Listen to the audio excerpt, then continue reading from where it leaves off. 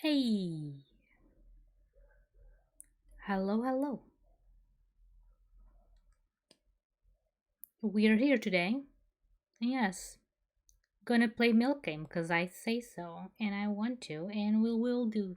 Yes, afterwards we'll play Gothic. Yes, I did not lie to you.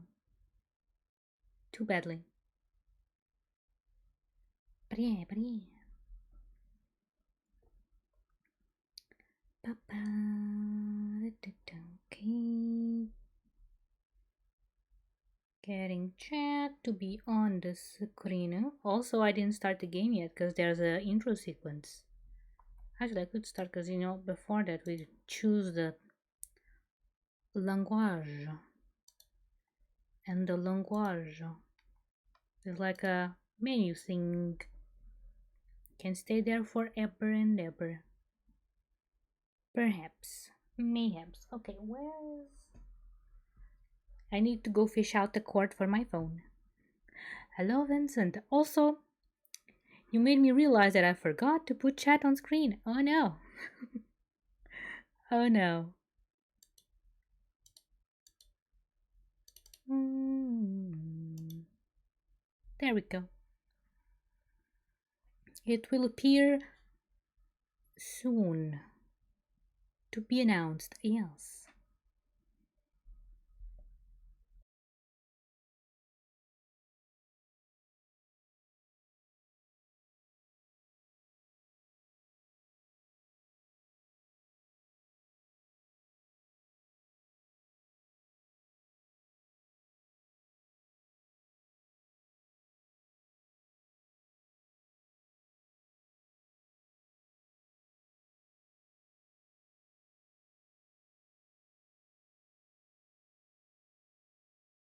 Alright, phone is plugged. This is here. Does it look right? Maybe. Oh no, it changes names. The window changes names. Naruhodo.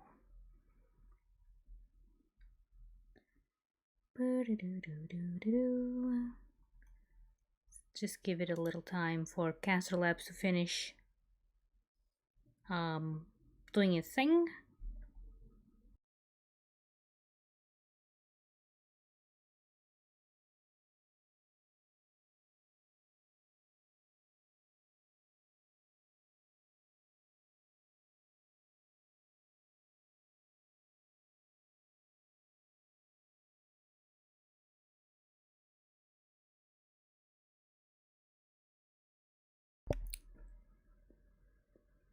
Still not finished. Mm, but it's fine, right? It's fine. It's fine. It's fine. It's fine. It's fine. Also, I hope you don't mind that there's like two purpley bars. It will annoy me later. Later. Anyway, let's start.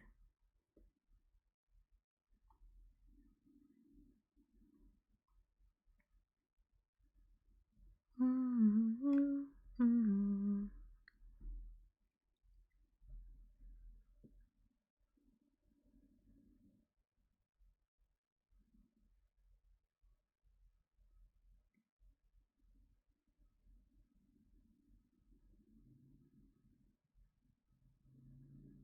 51. Oh.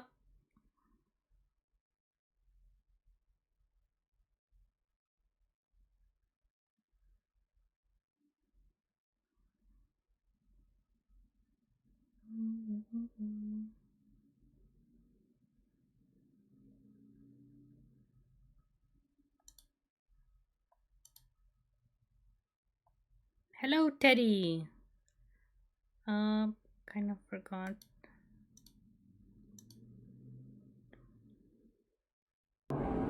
There we go. Now there's sound. Mm-hmm.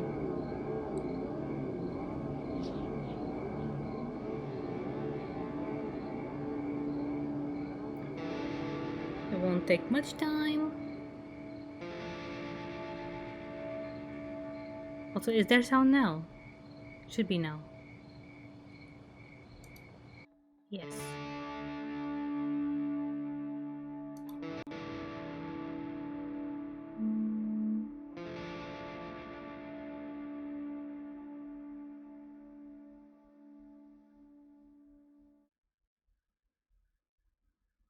Naruhodo.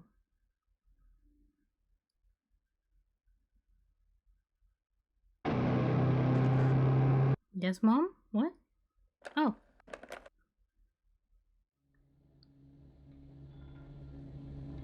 There we go.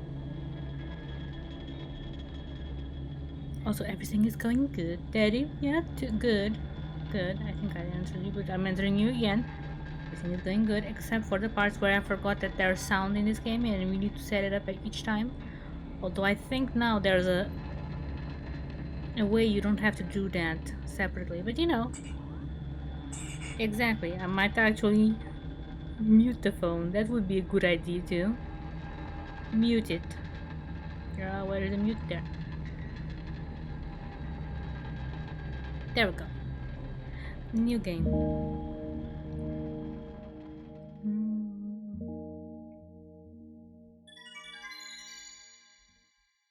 Hmm?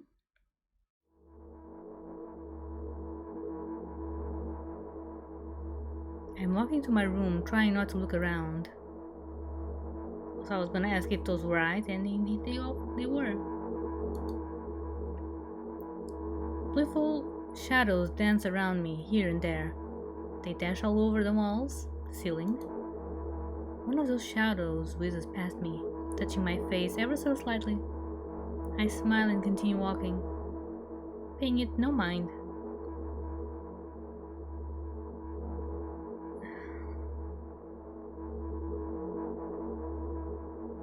Well, I guess there's consequences in Skyrim, Vincent. Yes, consequences. Not fun ones, but yeah, consequences. Sometimes it's so easy to lose self-control and track of time, spinning in a joyful dance. But I'm in a bit of a hurry here. Mom told me to go to bed.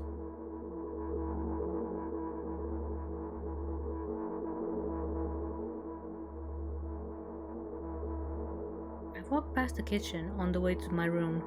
The door is shut, but I can still feel the chilling air coming from the other side.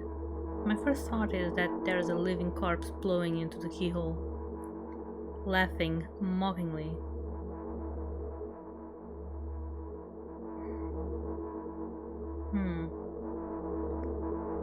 And why a corpse? Because the air is cold?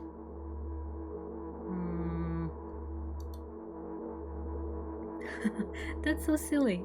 I'm absolutely sure we have no corpses in our kitchen. Are you sure? I know for sure that we've never had any corpses in our kitchen. I'm absolutely sure that...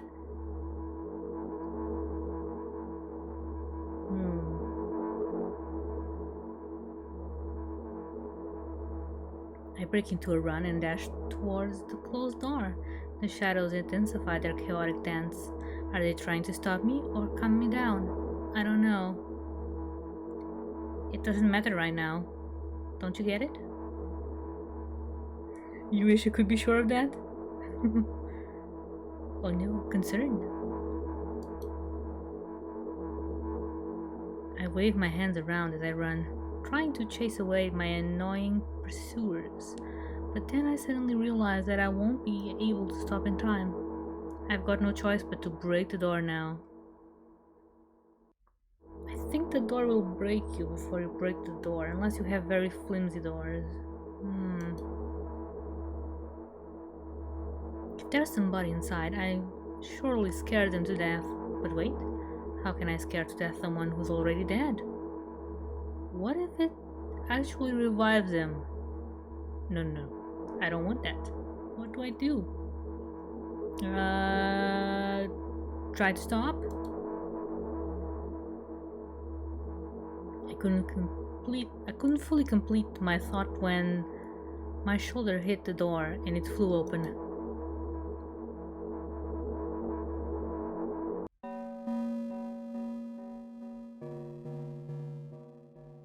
As I expected, there was no living corpse inside. But there was a bag of milk I bought today, sitting right in the middle of the table, watching me with its unblinking eyes. I stared back. Nothing happened. Do bags of milk have eyes? Also, I forgot this person sees reality differently, so maybe her bag of milk has eyes. Alright. Although, what exactly did I expect? Gratitude? Have I done something that warranted it? A bag of milk probably doesn't care whether it's on the shelf, in a store, or the table in my mom's kitchen. On the other hand, nobody would drink milk inside the store, which means I took it from the safest place in the world and into the scary unknown. I'm so sorry, you poor thing. You know, that is right. You don't see many people drinking milk in a store, but some do.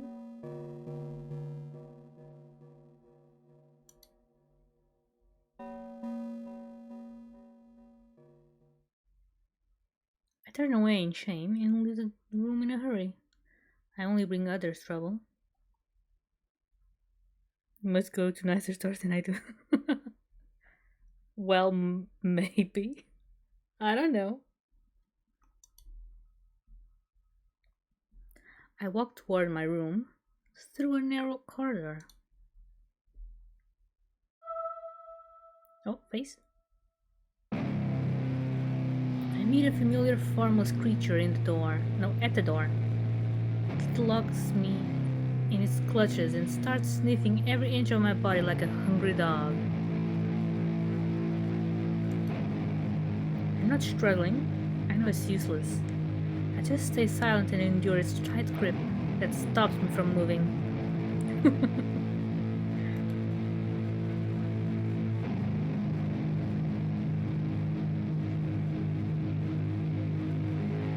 After sniffing me from head to toe, the creature holds out its ugly paws bearing a single claw, thin and sharp, like a blade. Again, I stare questioningly into the monster's bottomless eye sockets. Don't move. The creature squeezes my hands until my veins start bulging, and I just keep staring into the black cavities where its eyes should be, ignoring all pain. I've promised so many times. Stay put. The moment it says that, its claw pierces my arm. I don't feel anything other than barely discernible crawling under my skin and the ring of tightly sprung sinews. But then the claw injects its venom into me. It hurts.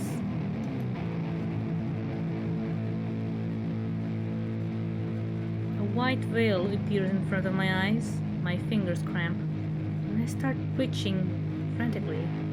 I lose control over my body and slowly slide to the floor, just like last time. But why? Why do I feel so hot? I feel my blood boiling up. Strong shivers run through my body, paralyzing every single cell, while my veins and arteries heat up, almost bursting from that pressure. I try screaming, but instead of producing words, I vomit thick, milky foam. The creature notices it and throws itself at me in anger, grabbing me by the throat while keeping the poisonous claw inside my arm. Kill me, kill me. Hysterically screams resound through the corridor. In a fit of madness, the creature starts scratching my neck. Bright splashes fly everywhere, hitting the walls with a loud sound. I try to imprint where every drop fell in my memory so I could gather them all later. I need to remember. I need wave of pain washes over me. Everything turns pitch black in an instant.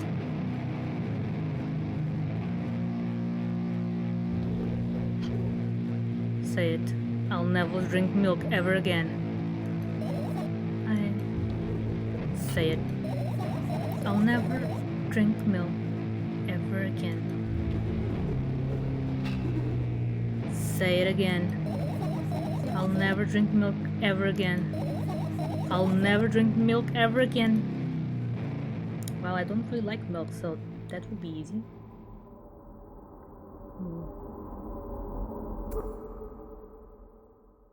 This little roleplay. Maybe.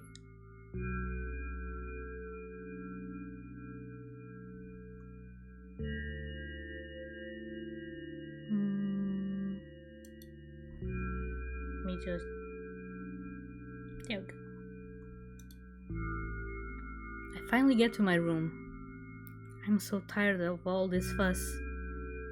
Thankfully, I still feel comfy and warm in my room. Even the weird sounds coming from the outside don't make me anxious at all. Mom told me to go to bed, so I need to perform all the needed preparations. I've washed my face, and now I'm standing in front of the mirror with a toothbrush in my mouth. A bag of new clothes. Actually, these are not new clothes, Nomad. These are old clothes. From the old times. I just decided that today was a great day to wear them. Yeah. Sad? Why sad? Oh, because they're old clothes. She bets she looks insane, but she kinda cute, so who knows? What? Who? Me? Her?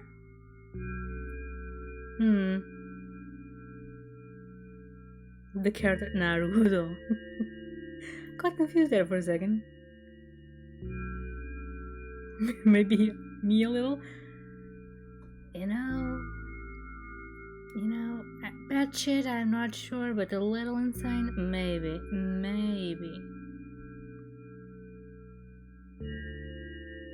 And yes, I should buy new clothes, Nomad. I should. Maybe. When Dragon Age? Dragon Age next week. Today, break. Cause yes. Also, after we finish the milk arc thing, we're gonna play Gothic, which is also an RPG, so it's still in theme, I guess. The day doesn't have enough hours for me to do all the things I want and to just do all the things I don't do. It should have more days, more hours. The day.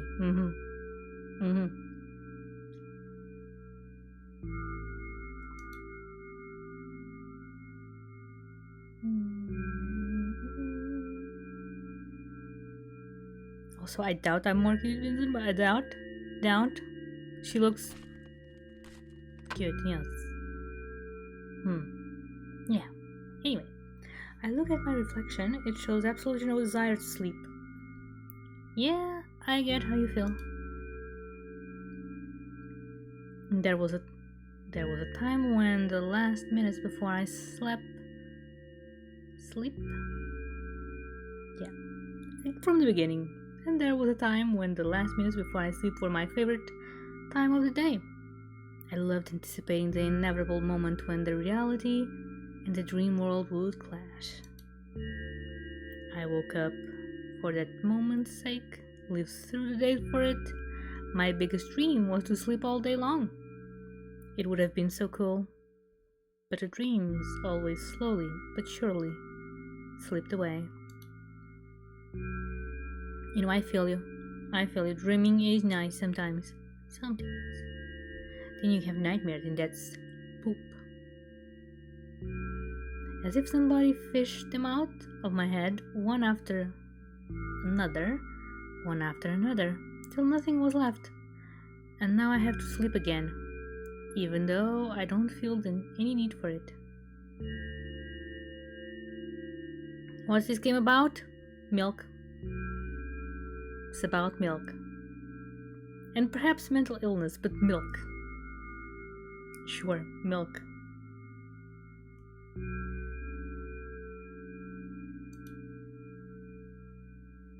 Mm-hmm. You prefer bags? Well, these come. This milk comes in bags, so yay. After finishing with my face, I usually reach out for my pills. It's funny, but I have no idea how they work separately since I always swallow them as a bunch without thinking. Now I want to have a better look at it, to twirl it between my fingers, to chew on it. I don't advise chewing on pills because they are usually very bitter. Bag full of bags inside a bag and me eating the bags. Well, if the bags are made of, edible materials, maybe you can do that. Yeah, make a bag out of sugar and then put another bag of sugar inside, yes. Then another. And another. Milk illness. Milk illness, yes. This is what the game is about, milk illness. I'd do anything to solve for just a little bit more time.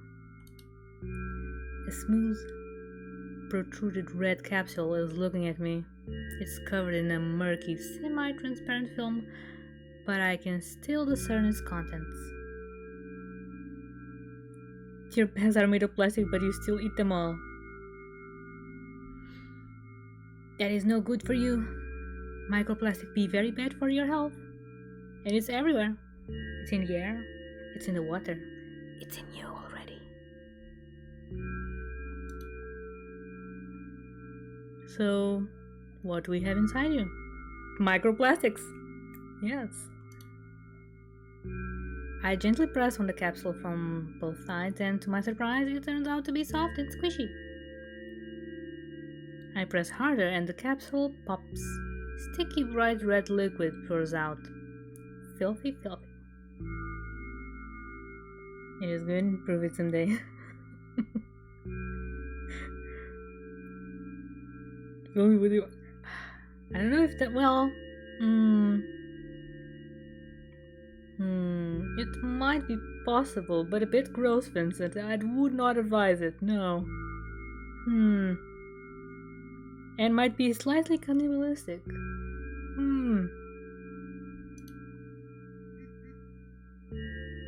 The pill flies straight to the waistband, and I start rigorously washing my hands. Nope, there's no way I'm drinking that. Next was a flat pill with the same blood red color. There were some letters printed out on it. Oh, I get it. This is the medicine that makes me really sleepy. But it's not the type of sleep I want. That's not it at all. It's fake. No. I don't even want to look at it. I really want to know how you arrived at cannibalism there. Well, there's two ways to put the my microplastics inside of you. One, it's gross, and the other one is,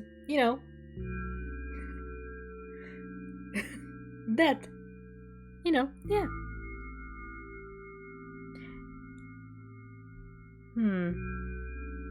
They could both be considered cannibalistic. Oh well.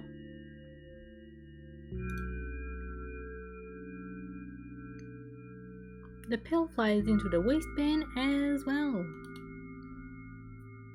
The next half an hour goes by in a similar fashion. I study every pill from all sides, and then I find a reason not to swallow it. I invent my own medicine instead and enjoy swallowing them one after another, letting myself drown in their healing effects. Hey, my neck doesn't hurt anymore. Maybe I'm not less insane.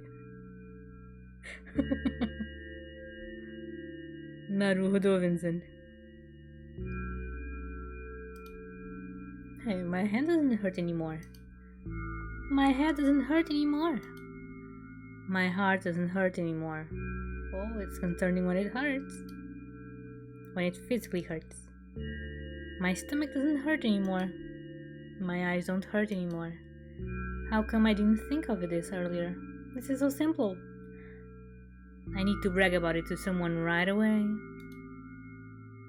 But not to my mom. She'll just scold me. And she's sure I'm already sleeping anyway. I don't want to disturb her without reason. I'll think of something myself. Besides, I just really want some small talk. I wonder who's going to be my conversation partner. It's gonna be me, maybe. Hey!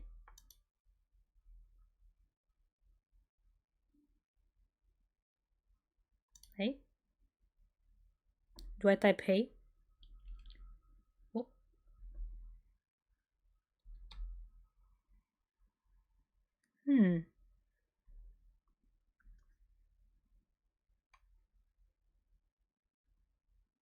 Game? Hey! Oh, hey.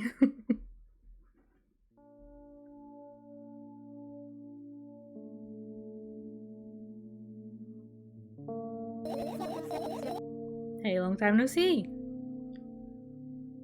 And you know, it's nice that this time I can actually see what's in the picture. Yes. Still cold though. It hasn't even been an hour, dummy. And you know you're only supposed to meet once per day. Right?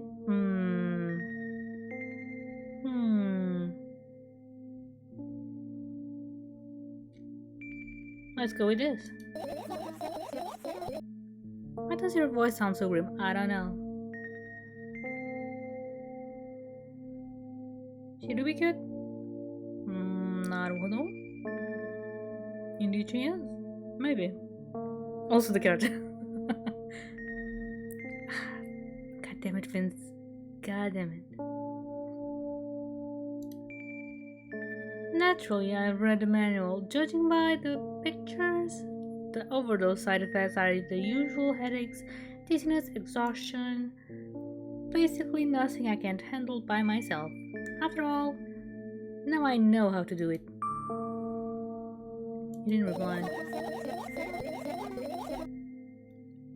Aren't you even a little bit happy? Not even the slightest bit?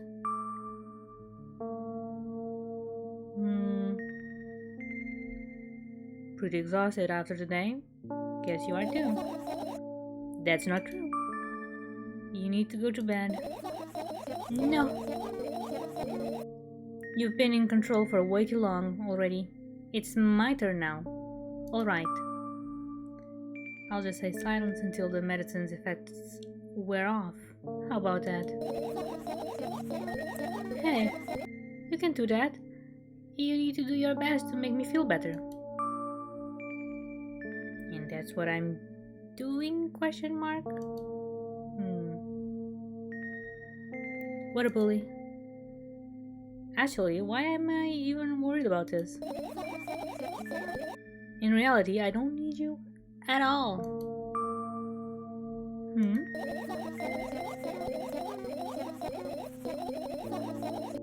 I'm so energetic and I feel great, which means I can do anything, and you can only watch and agonize over your uselessness. I can imagine how angry you are right now. So angry. So angry. I'm the angriest.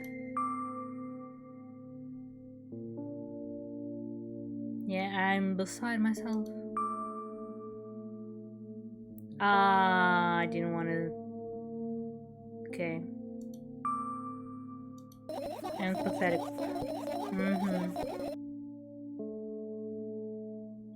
Don't even try to ruin my mood. I want to have fun while we're together, alright? So you're the one calling the shots now? Yeah. Well, let's see how long that can last. We'll see. Yeah.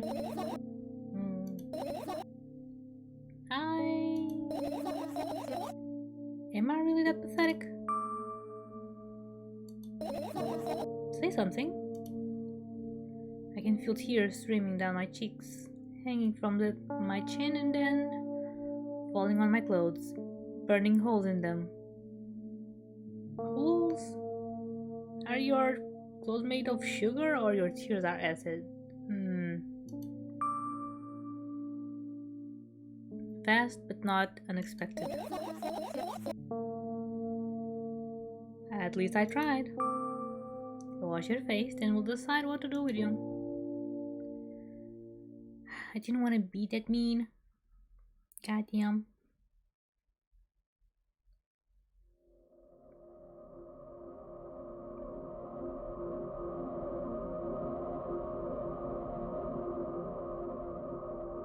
I'm in front of a mirror again, and I keep staring at my reflection. Trying not to get distracted by the sneering looks the walls are giving me. Trying not to drown in their giggling. But then, me in the mirror also shows a creepy smile. Bares her teeth at me. You want me to call you pathetic, Vincent? What?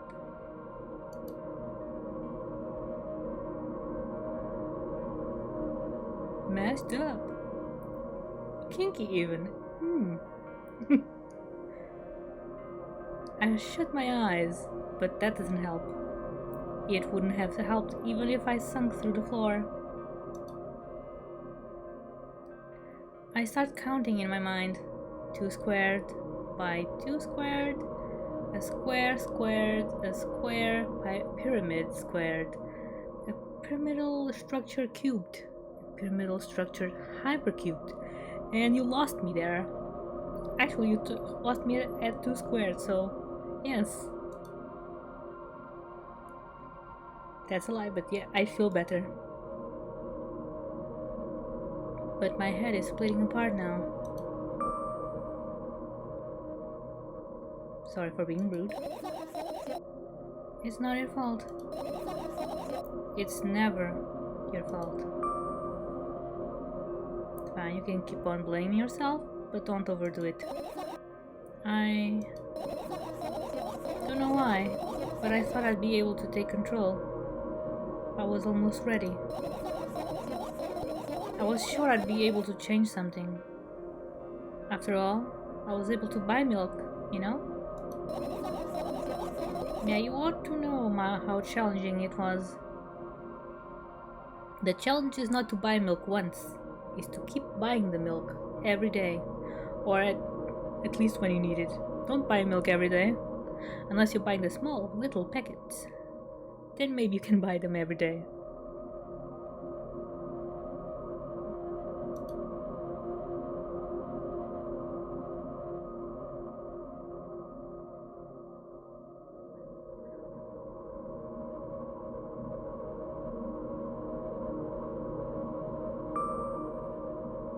Is that why you threw away the medicine? Also, maybe I should move myself to the other side. Second. Hey.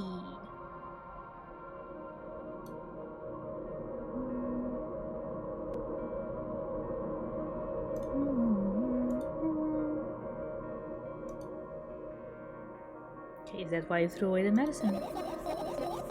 What a stupid decision, right? I mean, you could also keep it in the fridge. Yes, but if you keep buying the milk every day, you just end up with a ton of milk that you don't need, and most of it will spoil. So, yeah, don't buy milk every day. Buy it in a consistent manner, but not every day.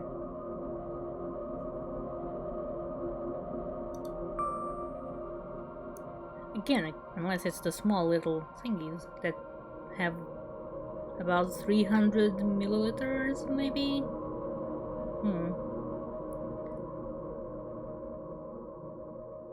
Undoubtedly, whatever it was your decision.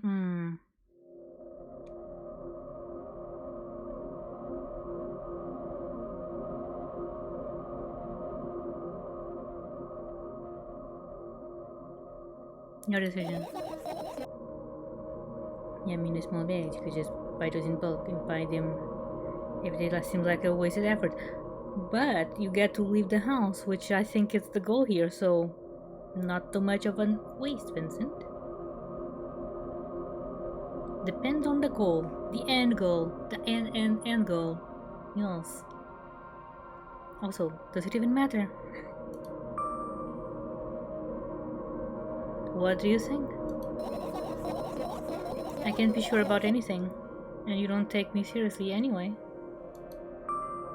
Then why did you do that? I felt like I'd be able to fight it on my own. It's true, the pain subsided for a bit at the time, but now I feel like it tripled in force. It hurts so bad. You know what to do. Leaving the house sounds like a terrible idea. Well, it's not always a terrible idea. Sometimes it's an annoying idea. But maybe I agree with you slightly, Vincent. Yes. Dejected, I reach out for the shelf with my medicine. I swallow the pills one after another, chasing away the unpleasant visions that keep floating up in my memory. And yet, my mind still draws a terrifying picture.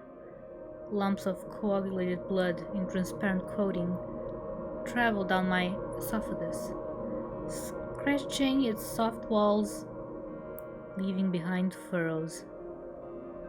You know, I can say esophagus, fine, but mouth and mouth? No, trouble. Anywho, I shake my head violently. I don't care if it makes me feel dizzy or worsens my pain. I just don't want to think about something so repulsive. Whoa, Vincent, whoa. Too spicy, Vincent. You still haven't changed. What do you mean? You're afraid of being alone. This worries you so much more than pain. Yeah, I guess. I toss the last pill into the air and catch it with my mouth.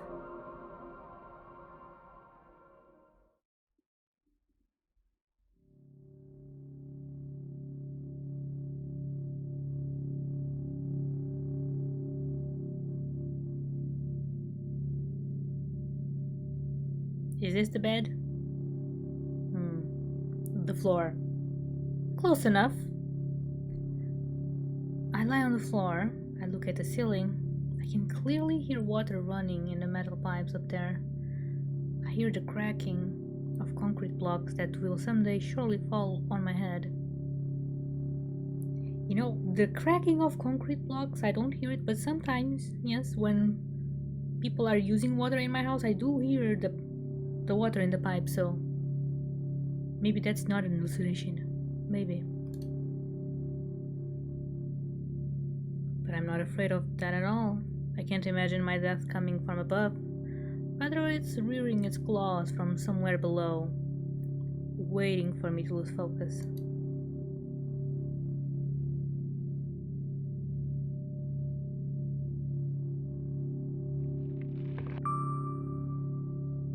Do you want to talk about it?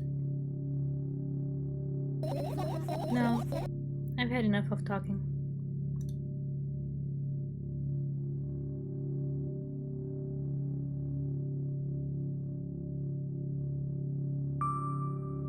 What do you want then? I just want to lie down for a bit.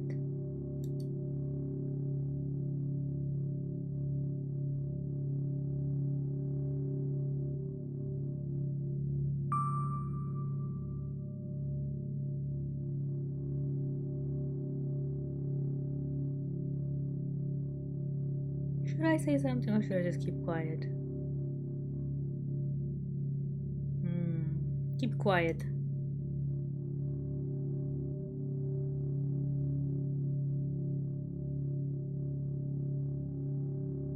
Oh, that's the ceiling? Naruhodo. I carefully extract thoughts that are yet to be fully formed from my head and lay them out on the ceiling in orderly rows. Now it's my corkboard. How do you do that? I cannot do that. In hopes of seeing the whole picture, I switch them from one place to another, pile them on top of each other, scatter them around. In the end, I throw them off with my hand, annoyed, and start over.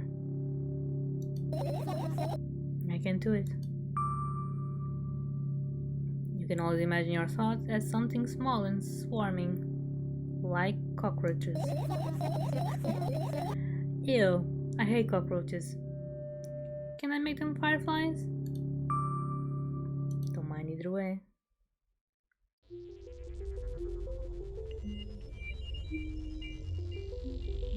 Huh. It's kinda nice. I don't even have time to blink before my thoughts, they're fireflies now, start whirling all over the ceiling of their own accord, forming whimsical patterns. I can only observe them and wait for the right moment.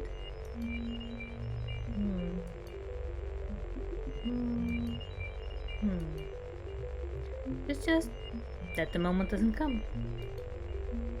Huh.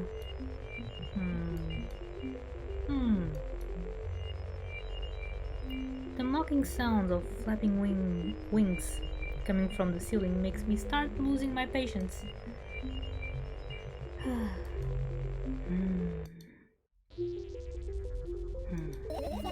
Enough? I hate you.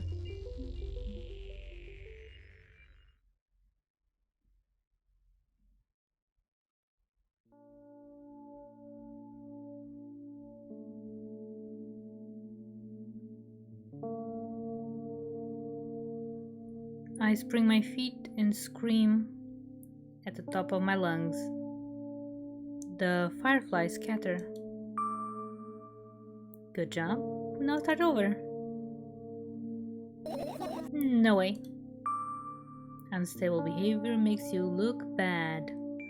Also, trying to order non-visible things makes you also look bad, but you know, I don't give a damn. So that doesn't bother you? Should it? No. No. A lot of people act like this. Really? There's nothing shameful about snapping at someone if you have a reason for that. You did have a reason, didn't you? You'll surely get better. Believe me. And now, start over. You're at it again. What do you mean? Never mind. And I've changed my mind anyway. Please don't stay silent for this long anymore. I'm having a hard time without your help. Fine. I raise my eyes to look at the ceiling once more. Sadly, all my fireflies seem to be hiding somewhere. Mine are always hiding. Yes. I need to find them.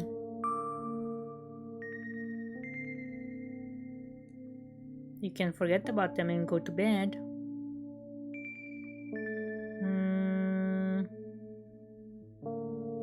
Bed? No, you don't get it. If I'm thinking about something, I need to finish my thoughts or else. I glance around the room. There are too many places for a creature as small as a firefly to hide here. It can be anywhere. Suddenly, I hear a deafening rumble. The clock just hit midnight. It's so late already. But I can't go to bed right now. Will you help me? Please tell you will help me. Come on, stop bullying me. You promised to talk to me. What were you thinking while lying on the floor? What do you mean? You should know it better than anyone else.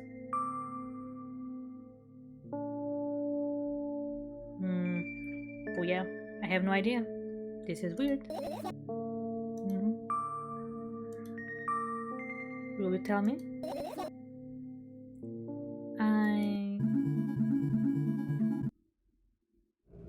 Okay, those were not good thoughts.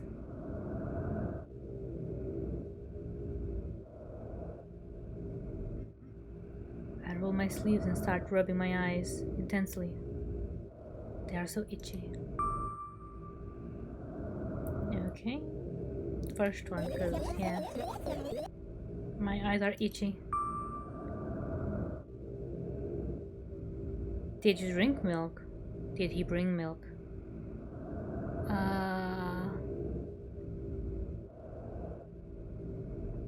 Did you drink milk?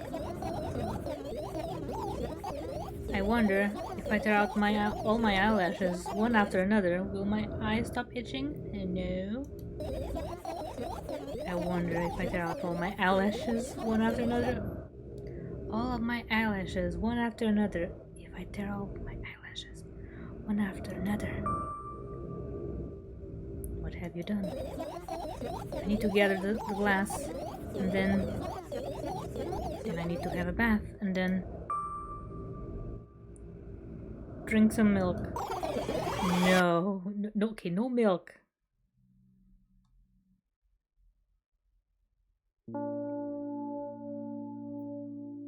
First bath, okay. I stand in the middle of the room, my mouth agape, gasping for air.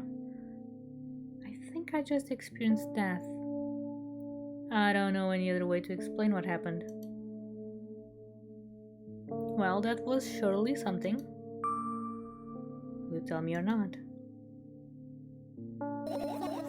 About what? Let's look for the fireflies instead. Acting weird, yes. Help me instead of running your mouth. I've already had enough adventures before bed. I need to gather my thoughts quickly and go to bed. And my thoughts are hiding from me. To be honest, I have no idea where to look for them. Me neither.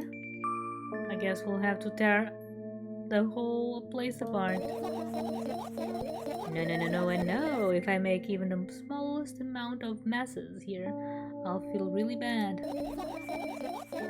All the things should stay in their places, and that's it. Why?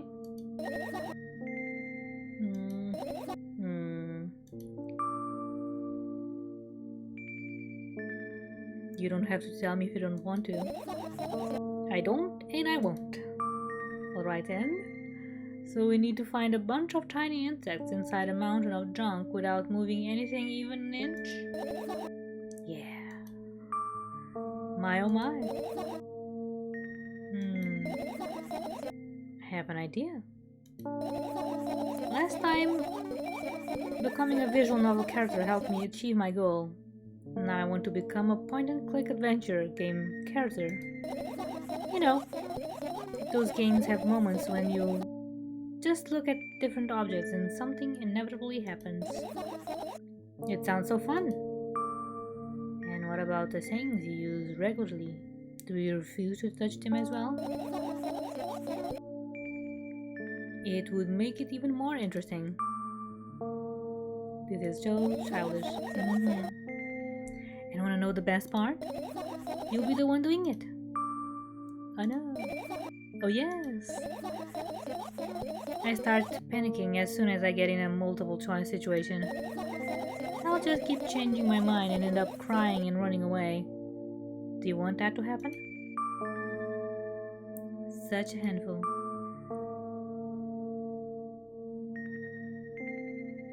You already proven that you're able to make decisions. Why not continue on that road? Come on, don't be too boring. Okay, just teasing. You don't have to bear the whole burden. Asking for help is a reasonable decision too. Crying and running away sounds kind of cute. I guess. Okay, let's begin already. I go to the middle of the room and look around. Where would I hide if I were a tiny firefly? Ah, This is so thrilling. My heart gets warmer from the pleasant anticipation. Hey, what? Look down. I look down. After a moment, a small ball of light and warmth crawls out from under my sweater. Wowee! There's smoke coming from your clothes. Hey, whatever. Whatever? They could be on fire.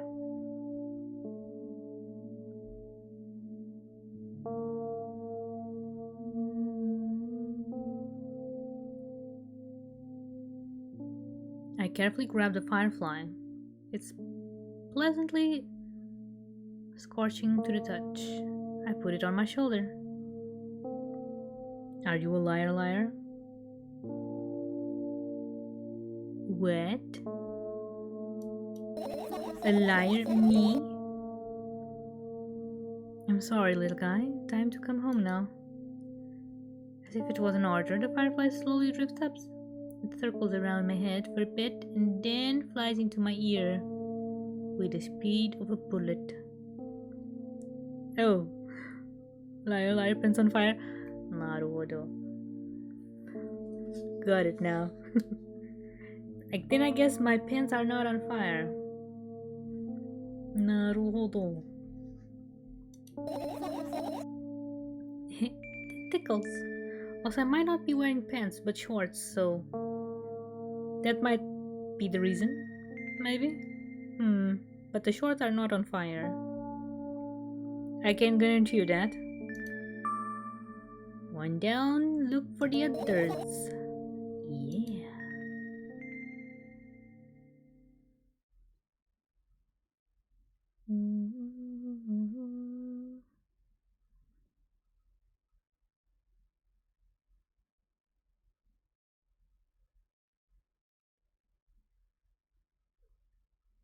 Oh! Now it's the point and click thing.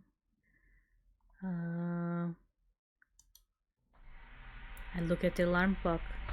Time continues its unstoppable flow. It's so late. Are you tired? You bet I am. I let out a theatric yawn and rolled out my arms to the sides. 1, 2. Then I raised them above my head. 3, 4. Maybe a little workout will help me freshen up. Good idea. Do you remember the exercise you've been taught? I think so. I take a hesitant stance. What was it? Heels together, toes apart? Whatever. I'll go with that. Countdown 5 minutes. Fine, you have the clock right in front of you though. I can't look at his hands for too long. At first I feel like they start moving in the wrong direction and then they disappear altogether. And then things always get messy. Last time I saw a pair of eyes on the clock face. And also, I used to hear voices back in the day. They pleaded for help, I think. What a mess. Truly a mess. It was a mess, right? A mess. Well, are you counting down?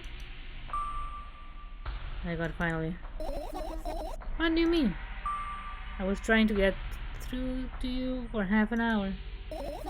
Huh? Forget it. Do you see the firefly? No. Let's continue searching then. I guess you shouldn't touch there. Toothbrush, cabinet, plant, and lights and stuff. The radio. Can I touch the thing again? No. Why have 2 radios? Huh.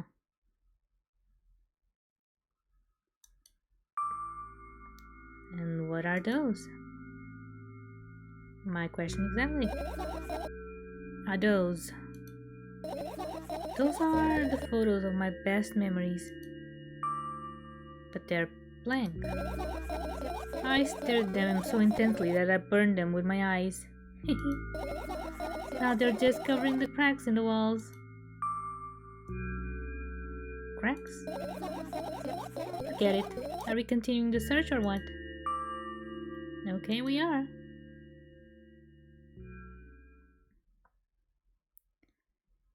And I guess this is the AC unit thing? I look up towards a very high place under my ceiling. I can hear countless number of small legs marching inside the AC unit. Oh well. What happened? Fireflies can't be friends with cockroaches. We'd better look somewhere else. Why would cockroaches be there? Have you forgotten? You were the one who told me to think of my thoughts as cockroaches. Yes, but they became fireflies afterwards, but cockroaches don't disappear just like that. So they occupy this place. Do you understand now?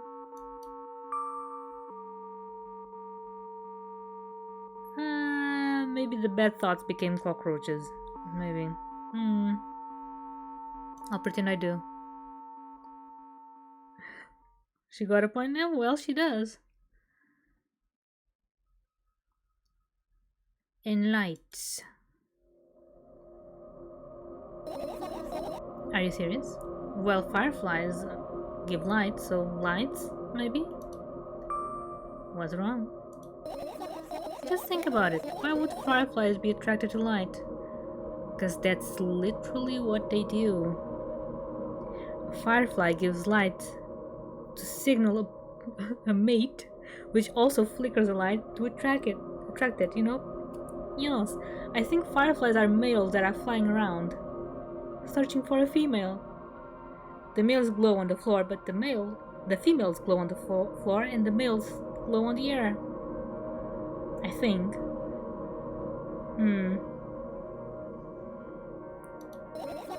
I think they're quite self-sufficient already in that regard. Alright. Well, only if they're purposely want to lower their self-esteem. Okay. No lights. Another radio. We've got 3 radios. Okay. But bed. Bed first. Bed important. This is my sleeping bed. Bag, not bed. It's soft and warm. I'm sure that no living creature would be able to resist the temptation to spend a minute or two inside. They'd want to dig deep into it with a couple of favorite items. Close their eyes and then... Did you fall asleep? Huh? I gently slap my cheeks to return myself to senses. It's already past midnight. Way past midnight. Usually I'd be sleeping like a log at this time, but right now I can't. Let's continue our search. Hey, maybe we'll find something inside? Nah, my thoughts don't have a feature of putting to sleep. Quite the contrary. They always cause insomnia, just like tonight. Okay. Maybe I should have asked what. Okay, a radio.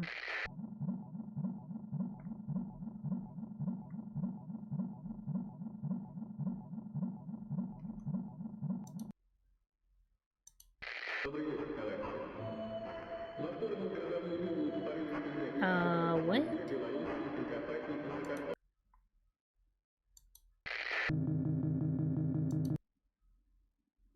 Okay. Hi, Vincent.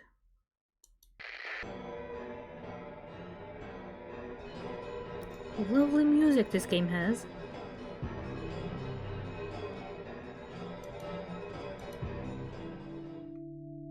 Your usual notebook pages glued to the wall with duct tape.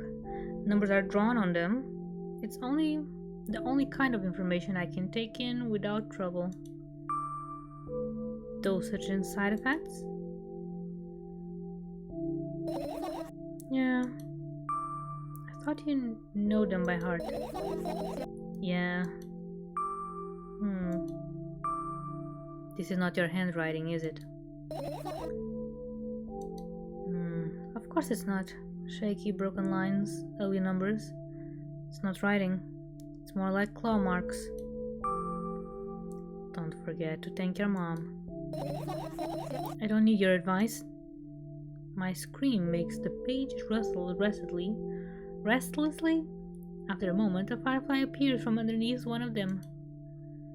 After looking around in a businesslike manner, it takes off in a businesslike flight and ends up entering my businesslike ear. Hey, let's continue searching. Okay.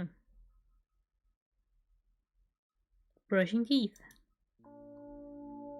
I turn my eyes towards an inconspicuous shelf near the mirror. There's a glass with a toothbrush sitting on it, and a small towel hanging nearby. What a wonderful sight. My fireflies are smart and good. They would never get in there. They know about personal hygiene. Okay, let's look somewhere else. Hygiene. Would they get in the cabinet? I tilt my head backwards and almost fall over. The closet is hanging under the ceiling, at least 300 feet off the floor. Maybe not 300 feet, but you know, tiny feet maybe.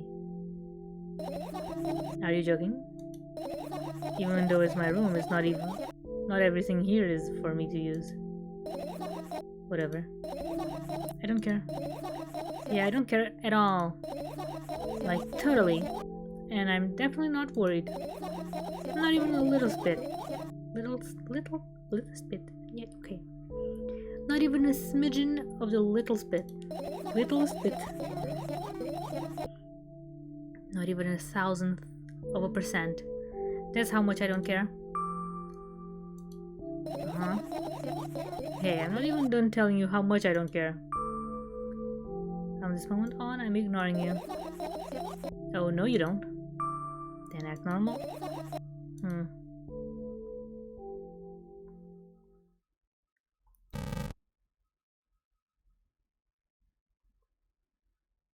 Umbrella.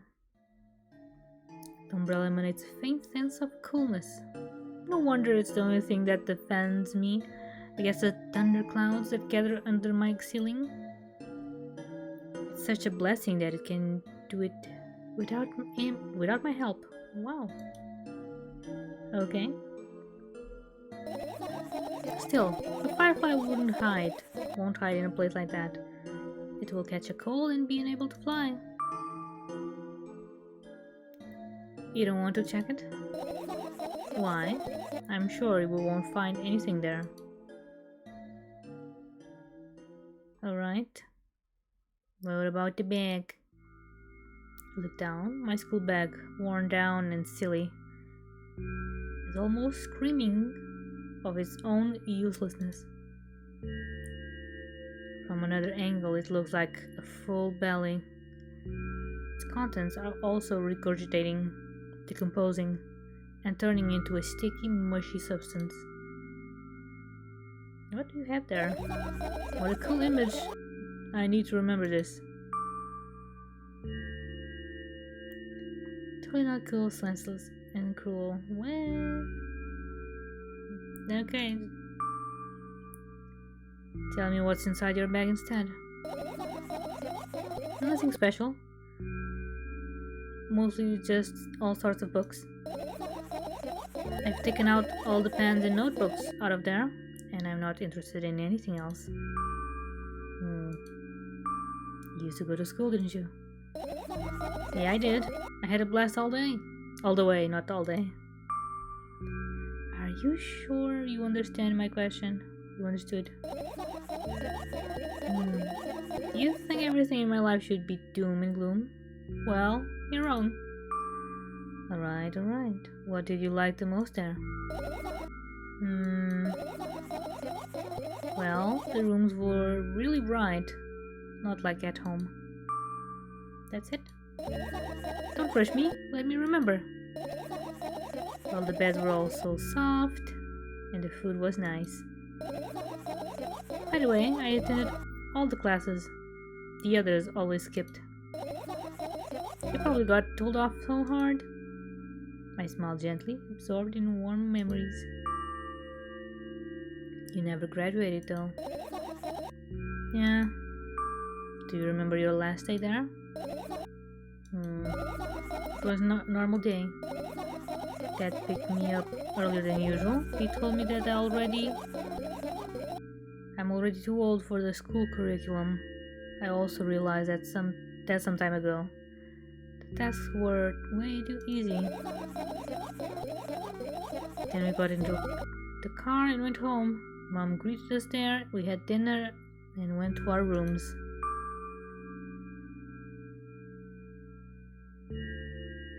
And what happened then? I don't remember. And does it even matter? Tell me about it again. Is your memory that bad? Please. Fine. That Dad picked me up from school earlier, explaining to me that I needed to grow up.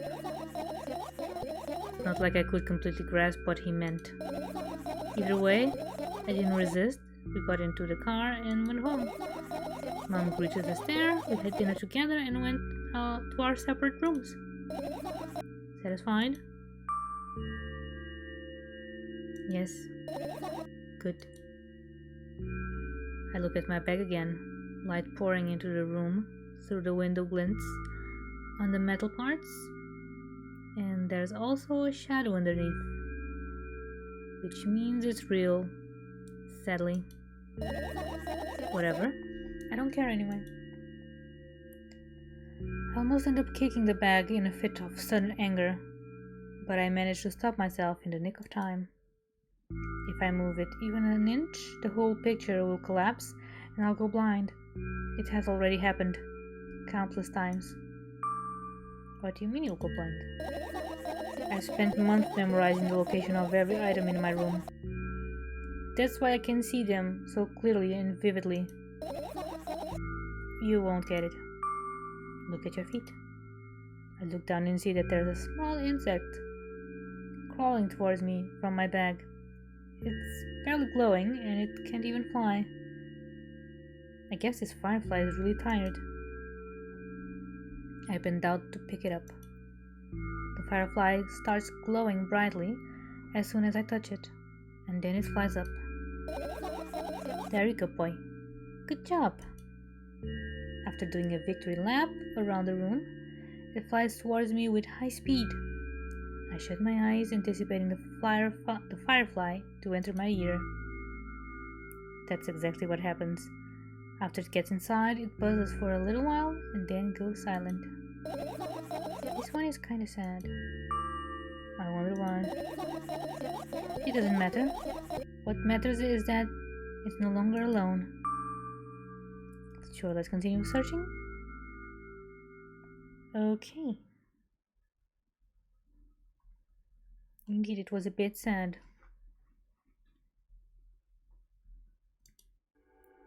This is my sketchbook. Half of its pages are blank, which means it'll still be good for a couple of years. You draw that rarely? Why? No motivation.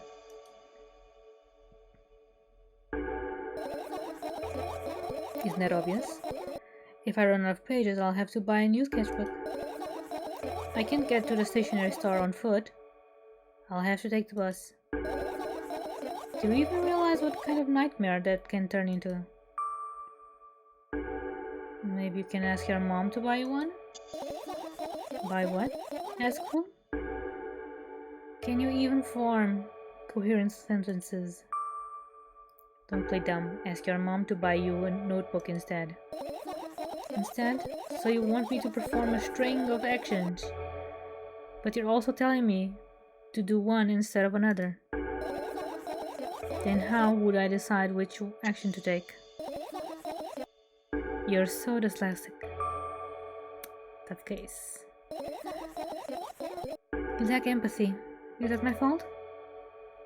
I get closer to the sketchbook, stepping over the wires, the sleeping bag, the cracks in the laminate, and the window reflection. The sketchbook is lying on the stool. From my height, it seems like a stool is missing two legs. I squat and look again. All the legs are in place. Will I be able to think of an interesting allegory? Let's not go there. I stand up and study the sketchbook from inches away. These pages are pure white. The last drawing is buried on the previous page, the way it should be. Too bad, I'd love to see it. Maybe next time. A sudden gust of chilly wind breaks into the room and makes the pages rustle. Oh no! I shut my eyes. A distinctive sound of pages turning echoes with a headache in my head. I know what's going to happen. The rustling has stopped. Even though the wind is still howling from every direction, it can only mean one thing. The notebook is open on the first page. If I wait a little longer, the window will close it. I won't have to look. If I wait a little longer. If I wait. Open your eyes. No. Okay. It's okay, just do it. No way. I know you're lying. Calm down. No. Calm down. No. Nope. Calm down. Nope. Calm down. Calm down. Fine. You have returned, Vincent. Welcome. Welcome back. I open my eyes with the utmost caution. The notebook is still open in the middle. No drawings, nothing. The pages are still pure white. Did I imagine it? I don't know. Did you? You're the smart one here. You tell me. Oh yeah, it's really good to tell someone to calm down. Yes, that really helps. I don't know if it's a woman thing. I think it's a pissed off person thing. But you know. The smart one here, you tell me. Next time, don't close your eyes. What did you? Couldn't finish speaking because the pages started moving again. Don't close your eyes. Don't make me do it. I'm scared. Trust me. The rustling grows louder. The pages lift up. You can almost see the outlines of drawings on previous pages. No way. Everything that is in the past should stay in the past. You couldn't convince me. That's it. I'm closing my eyes. Look. Look there. A barely visible light seeps through the pages. With every new gust, it becomes brighter and brighter. A firefly! The wind immediately stops. For a moment, the world sinks into the perfect silence. But only for a moment. The buzz that has always been haunting me fills the surroundings. But it doesn't matter now. Goodness gracious, little boy, you made me so scared. The firefly blinks, flies up and enters my ear, buzzing loudly all the way. It spends some time looking for the perfect spot in my head. But then its buzzing dies down. Here. You okay? We're running short on time, so let's continue searching. Alright. Finish searching. Okay. But we haven't clicked everything.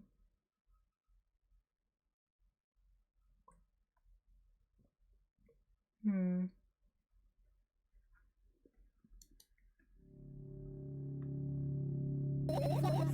I doubt it. All of the compartments are locked. What if? I don't even want to think about what's inside. Who knows what I'll end up imagining?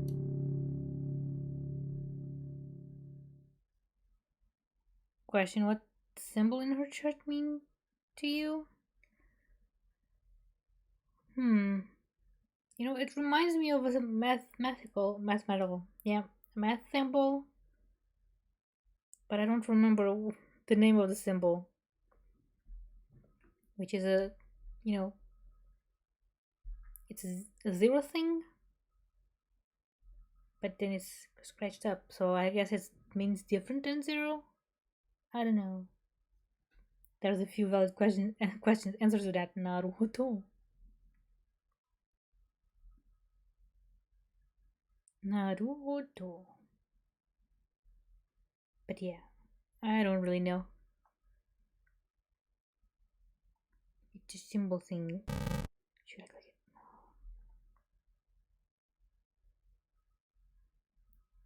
it? In math, it can be a symbol for diameter or empty set. Naruto. I got that wrong. Of course I did.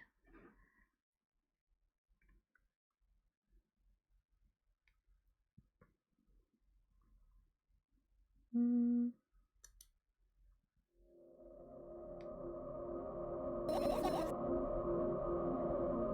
Scandinavian vowel. Scandinavian, yeah. Naruto. Hehehe. What's funny about that? I imagine myself being a firefly that is looking straight at a giant fan. And I'd be so jealous. The only thing preventing it from flying in a cage is locked in. No, the only thing preventing it from flying is a cage it's locked in and the cable.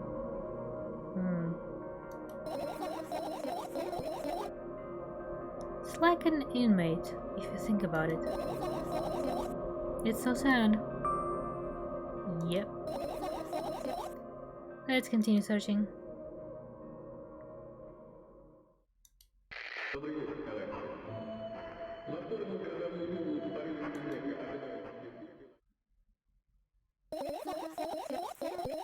It's not easy to get out of here.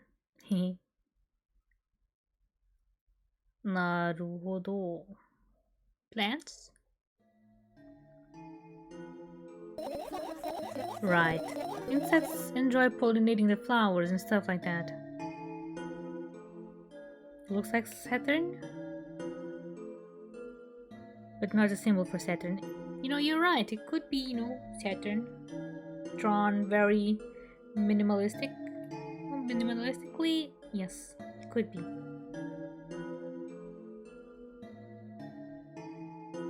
But I think the symbol for diameter makes more sense.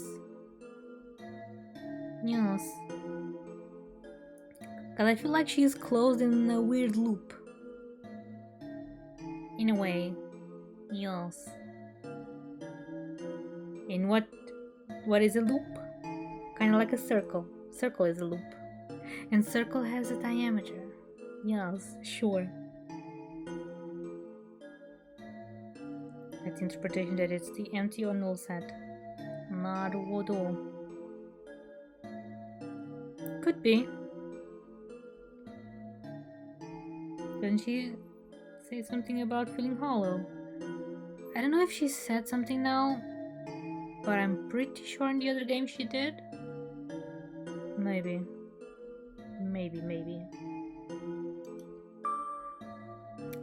Okay. Yeah, I guess. I get to close. No, I get close to the flower shelf. I sniff around. The leaves smell of dust and cardboard. And death. Why death? Oh, because they're dead. I for a moment thought that she had plastic flowers, but no. She had real flowers and then they died. Okay. You know these plants are long dead, right? I'm not sure that plant will be able to attract any insects. That is a lie. Very off. Dead plants attract insects. Perhaps not the same kind of insects that the live plant will, but they will still attract insects. Some.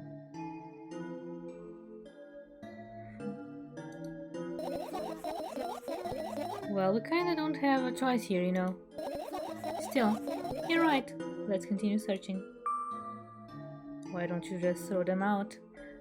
We know this because she memorized the placement of every object in her room and she doesn't want to redo it. Weren't you listening to me at all? I was, but I have to click the thing.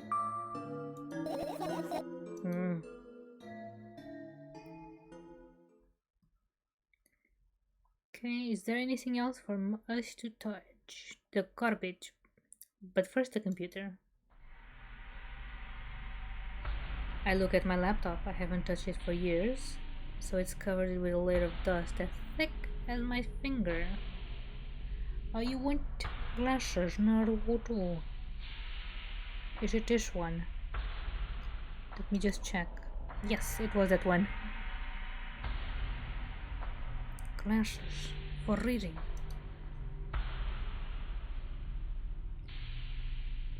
Indeed, Vincent, I cannot relate. A bizarre item, I feel it. You know, I think it's actually the opposite in my case. Yes. The poor thing. The poor thing should be closed for like a day or two. It should, but why? No. It works the whole day. Rip laptop. Rippy rippy. Rippy dippy. Also, glasses for the kitty. I don't relate to that either. I do like glasses though. Should perhaps get some glasses. Some fake glasses. So I just look smarter in real life too. Yes. Okay, goodbye. Yes. It's a long and boring story. Wonderful. Tell me about it. I insist. I don't remember how it appeared in my room. One of my parents probably bought it here because they couldn't find a better place for it. The laptop. Okay. They didn't prohibit me from using it. On the other hand, they encouraged me to do so. Sure, I've spent my whole days in front of the screens. Games, drawing, engineering, calculator. What? 3D modeling. Maybe. So much fun stuff to do. Yet amusing hobbies. Yeah, I did. Before entering the web. Imagine this. You're a hamster that lives underground. You have everything for comfortable living. You know, mood. I have to agree, Vincent. I have to agree. If it wasn't for the internet, maybe I would have better hobbies, or invest more in my hobbies, or maybe have a different life altogether. Did you imagine? As always, your analogies are spot on. Okay, I imagined. Alright, so you're a hamster that lives on the ground. You have everything for comfortable living, okay? Okay. Wonderful. And here's the situation. You're a hamster that lives... Okay, I got it. Do you want to talk about something else? Yeah.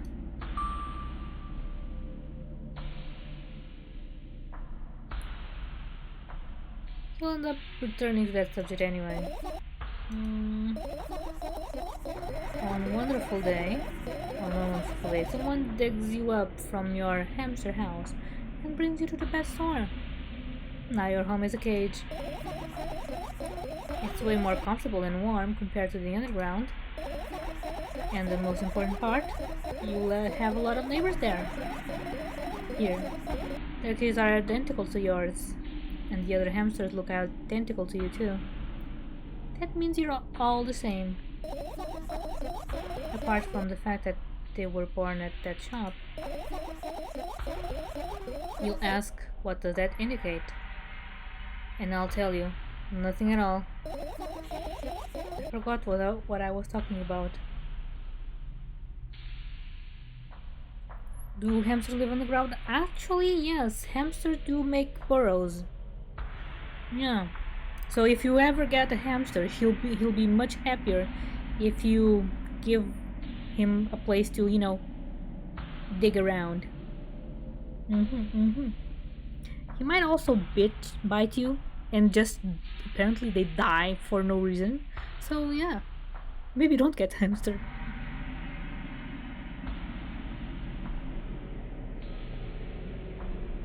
I know that barn, but I'm trying to picture wild hamsters.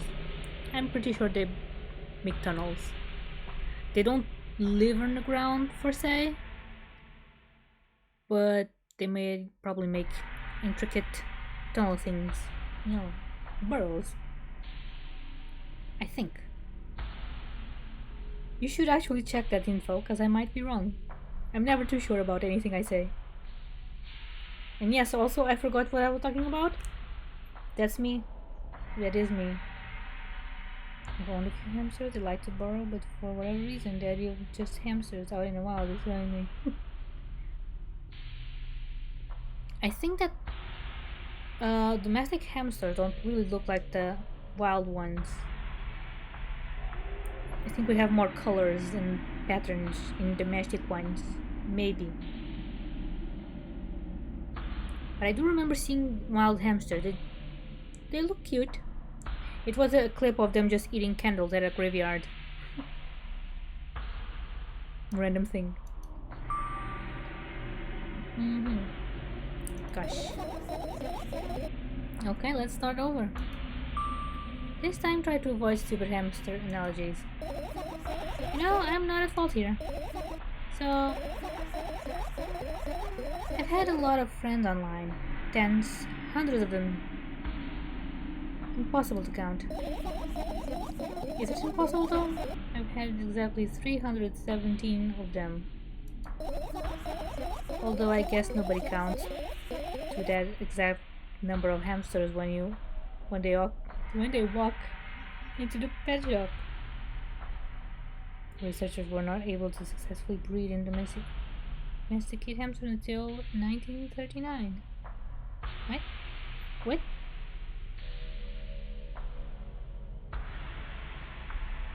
The entire laboratory and pet populations of serial hamsters appear to be descendants of a single brother-sister pairing.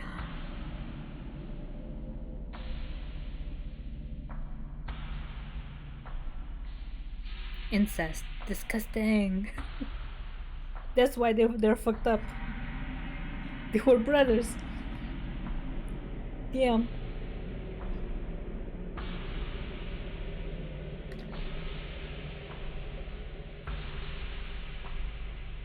Why have I been sent down to this rabbit hole? I am sorry, Vincent. I should not have said for you to verify the info. It was my fault. Yes. Okay, let's read this again. Although I guess nobody counts to the exact number of hamsters when they walk into a pet shop. Don't get distracted. Alright. From my 317 friends, 68 were into gaming, just like me.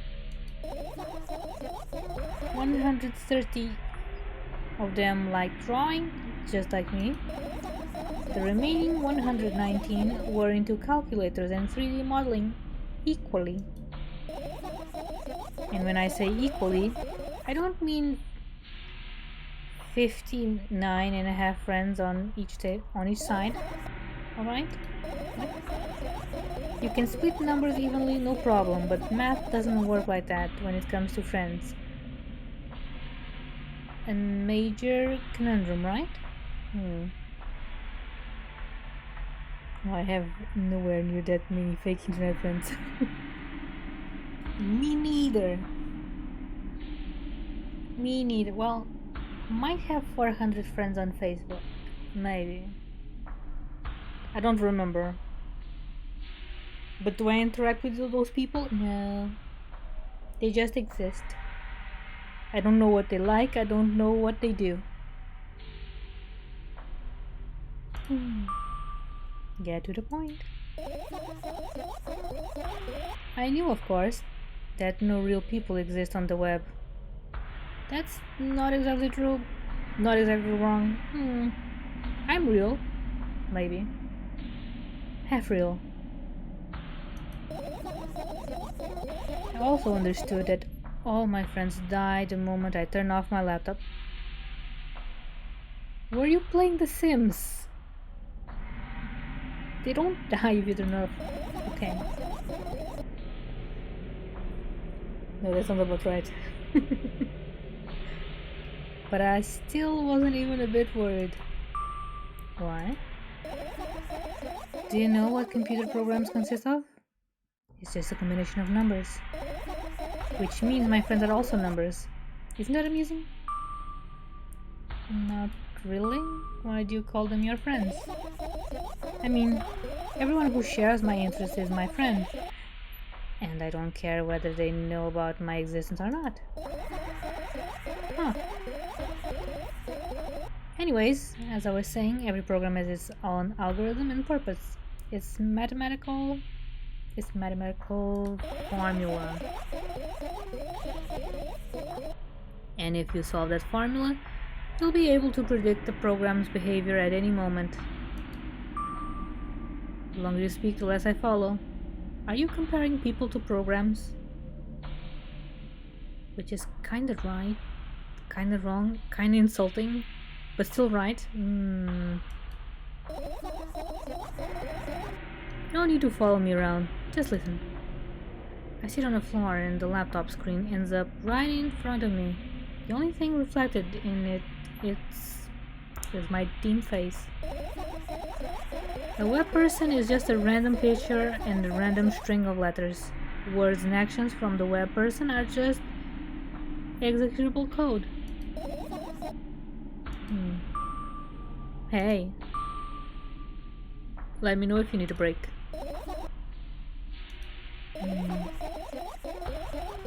One day someone appeared. From that point on, my laptop was always on. There are no real people on the web, but he was good at pretending. At some point, I let him trick me. Hey, look. Huh? Suddenly, a firefly slowly crawls out of the laptop's vent grill. I reach for it. It gets on top of my palm, blinking all the while. I think it's trying to say something. I can see that myself. If only I knew what. It looks like a cipher. Don't you want to crack it? I changed my mind. I have absolutely no desire to find out what it wants to say. The firefly stops glowing for a moment after that. Then it starts glowing again, as if coming back to its senses. For some time it thinks about the further course of the actions, then flies up and dashes into my ear. Let's continue searching. And what about your story? You must be mad at me for interrupting you. I'm sorry. If you do everything right, I'll finish my story. Maybe. Do you promise? I promise. And if you forget, then remind me. With a code word, for example. Please forget it, because I won't. Okay. By the way, please forget it because I want is the achievement. They do in fact dig underground tunnels. Yes, I was right, Vincent. Thank you for fact checking. Yeah. What code word? I'll think of one later. And for now, let's keep searching for my fireflies. Naruto. Books.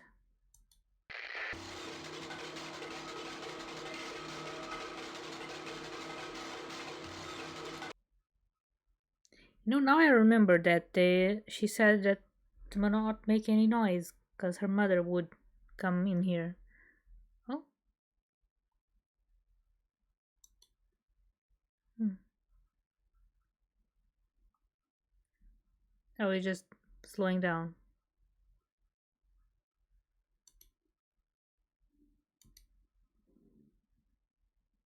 Hmm. Hmm.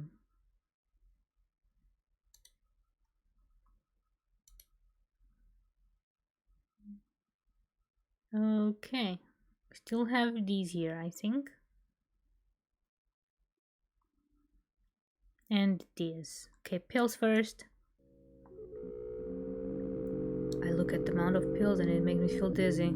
I don't want to think about it. I don't. What's wrong? I've almost skipped my dose for today. How reckless. I could have died. Hey, calm down. You already fixed that. You ultimately die anyway, so I worry. Calm down. Yes, because you ordered me to. Is that an accusation? Things could have been much worse. Of course not. It was what saved me. Well, that's reasonable.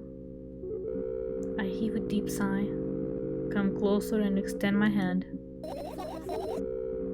Wow, it's warm. The moment those words leave my lips, one of the bottles overturns. Pills rain down from it, and along with them, a firefly. Hooray! After circling above my head a couple of times, it finally lands in my palm. The firefly rushes up my arm, and upon reaching my shoulder, falls straight into my ear. My mind becomes a bit clearer. Naruto. Okay. The garbage. Get close to the waste bin and look inside it with curiosity. Pill packaging, notebook pages, and other garbage. Boring. Hi, Vincent. That should be it. Making sure. Eyes. Yes.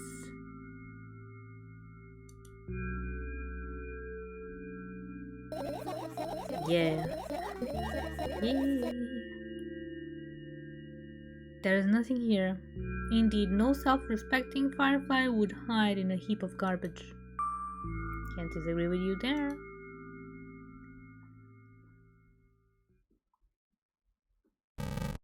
Now there's the things. Actually, can we save?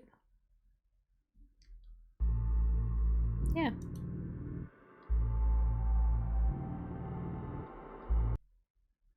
Good. Click it. I guess we cannot search there. Alright.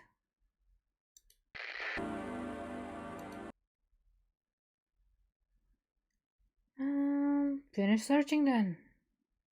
Yes? Wait. Okay.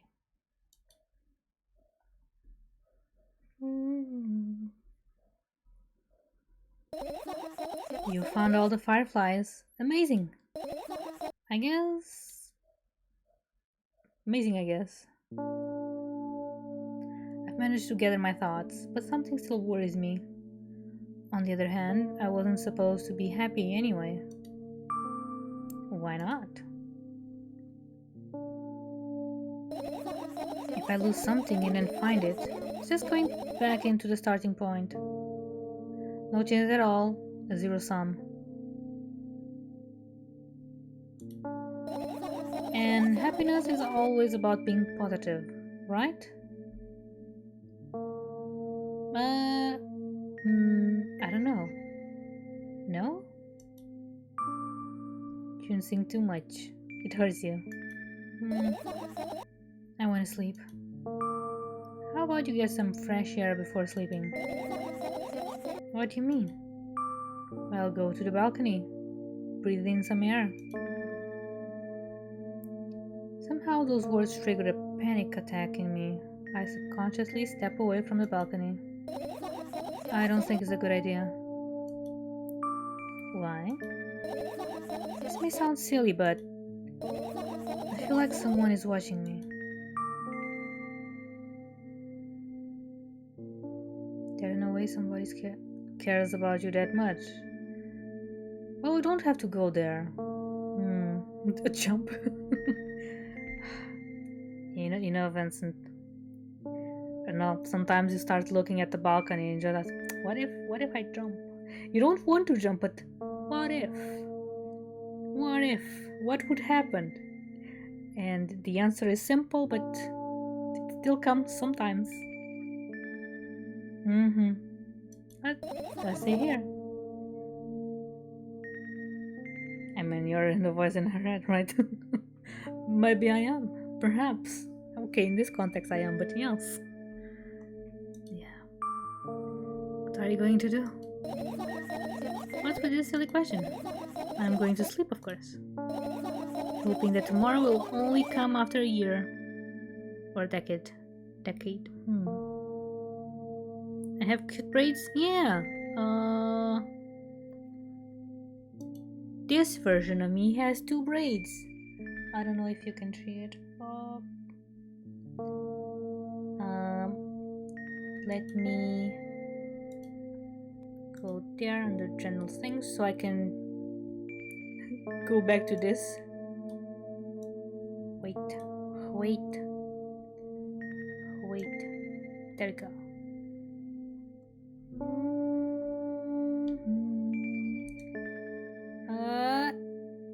See? 2 braids.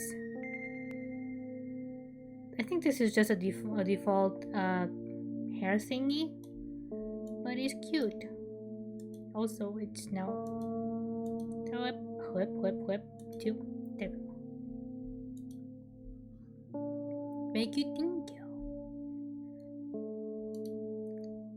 The only thing I actually made is the bangs, which they look a bit scuff, but I tried my best.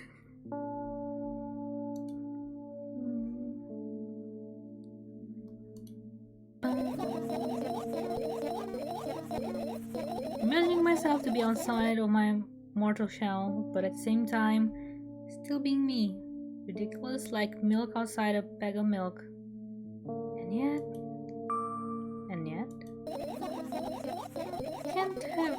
you don't have to talk out loud for me to understand that you're worried about me. I know that already. I also know that our time is running short. You won't take another pill. Of course not. In fact, I won't take it tomorrow either. And the day after tomorrow. And never ever. That's a goodbye then? No. I have one more small favor to ask. A really, really small one. What is it? I've blurred out way too much today. A lot of stuff I'd want to forget forever. I don't blame you, but was it really necessary? You'll see tomorrow. No, I wouldn't be able to sleep like this. Fine, what's the favor? I nervously scratch my wrists and bite my lower lip. Wait a minute. You're afraid to tell me? Yes. I'm also scared that something bad might happen if I tell you. I'm also scared that when something bad happens, something way worse will happen. Stop it, I get it already. Still, I won't leave you alone until you tell me. Bully. No, you.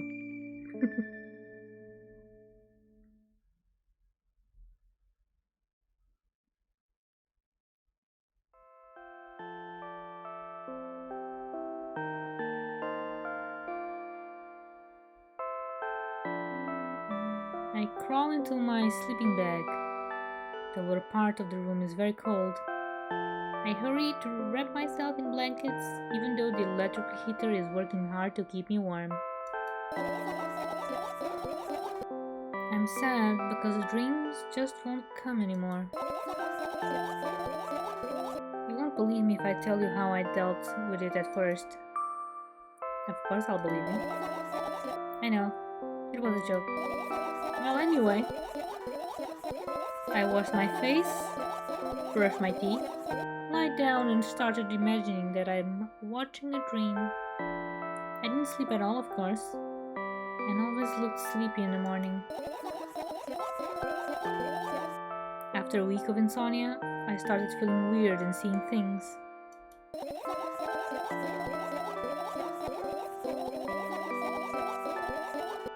Letters floating in the air, strange silhouettes that appeared in the most unexpected of places, bulging eyes with trembling pale pupils. It was scary, you know?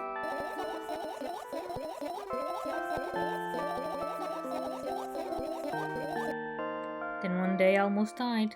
I just collapsed in the middle of the room and couldn't move for a while. And then silhouettes, letters, and eyes were hanging over me and hissing. It was horrible. And well deserved, I guess. It felt like I was caught on the biggest lie in the world. Yes, it felt exactly like that. After that, I stopped. But the silhouettes, letters, and eyes stayed here. I guess they liked this place. They always follow in my wake, peeping at me, and I'm kinda scared of them and can't even argue with them. But today, well, I still too scared to tell me? Of course, they're still listening, you know. Use your hands. Alright.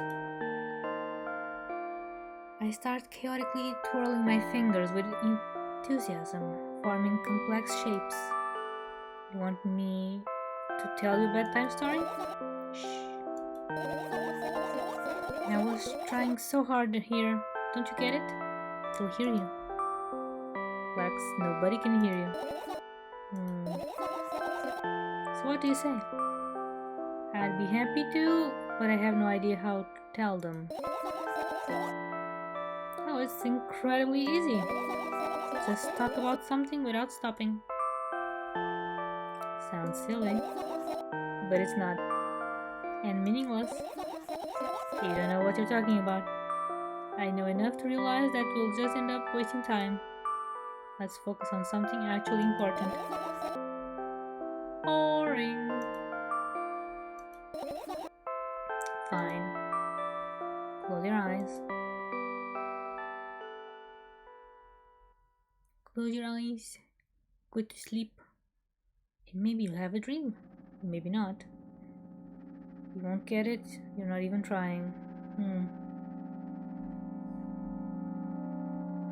I wake up on a wooden bench. In front of me lies a narrow, dimly lit alley. An awfully familiar road. Where could I have seen it? Finally, I hear a voice coming from the side. I turn around and see a boy with a weird expression on his face. You're late. Who are you? The boy blinks in bewilderment. We're not going anywhere like this. Try again. And he takes a very deep breath. You are late. I stare at him confused. He stares back, also confused. Sorry? The boy nods, satisfied. See? Much better. Do you have a name? My name's Treska. I give the brat an evaluating look. He's so young, yet already coming at me with questions like that. None of your business. And besides, will anyone tell me what I'm doing here? Hey, that's rude. It's not like there's somebody else here besides me. Haven't they told you anything? I know all there is to know, for one.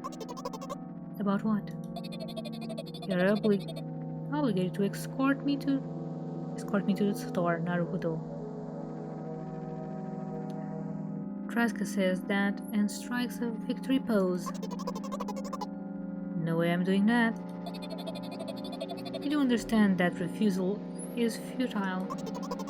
Well, aren't you full of yourself? I'm serious. I'm not the one who decided that. Do you think I'm delighted with your company? He's weird. Constantly shifting between happiness, sadness, loudness, silence. He's a wacko. And his name is Stupid. Are we going or what? You can go. And I need to think. I'd be happy to, but I don't know the way.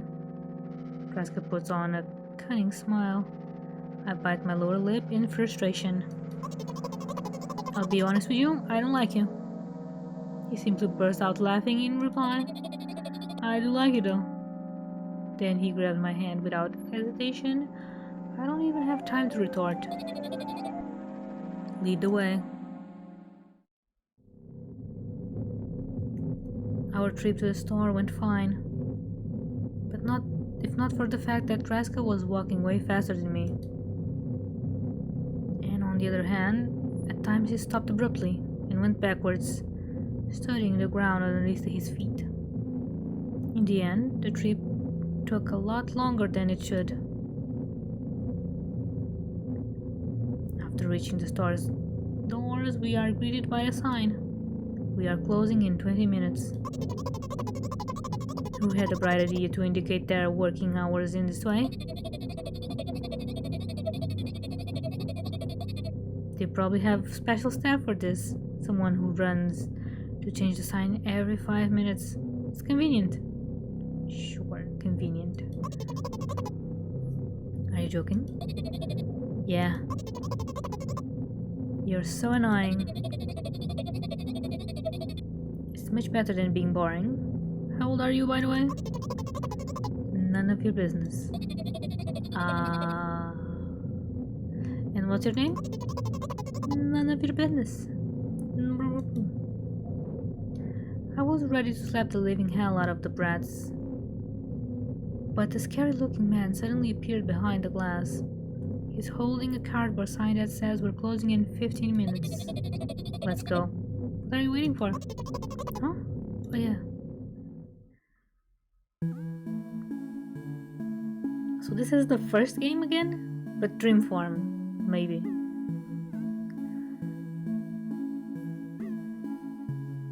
After another round of going across the long row of canned products, we realize that we're lost. Can't believe you don't know where they sell milk. Maybe you should ask somebody for directions. Sure. Hey, wait up! Traska lets go of my hand and walks confidently towards one of the few store customers. That person is standing with their back to us, studying something on a shelf. Hello, can I can't hear neither the second part of his question nor the reply he gets. But my good-for-nothing friend freezes in place, looking the customer straight in the eye. I hurry towards them. Isn't yours? The customer talks to me. He speaks with disgust while wearing a scornful expression.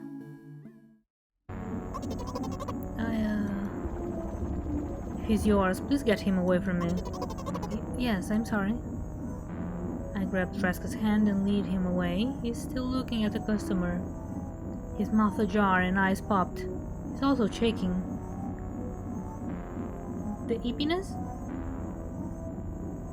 It's taking over, Vincent. Oh no!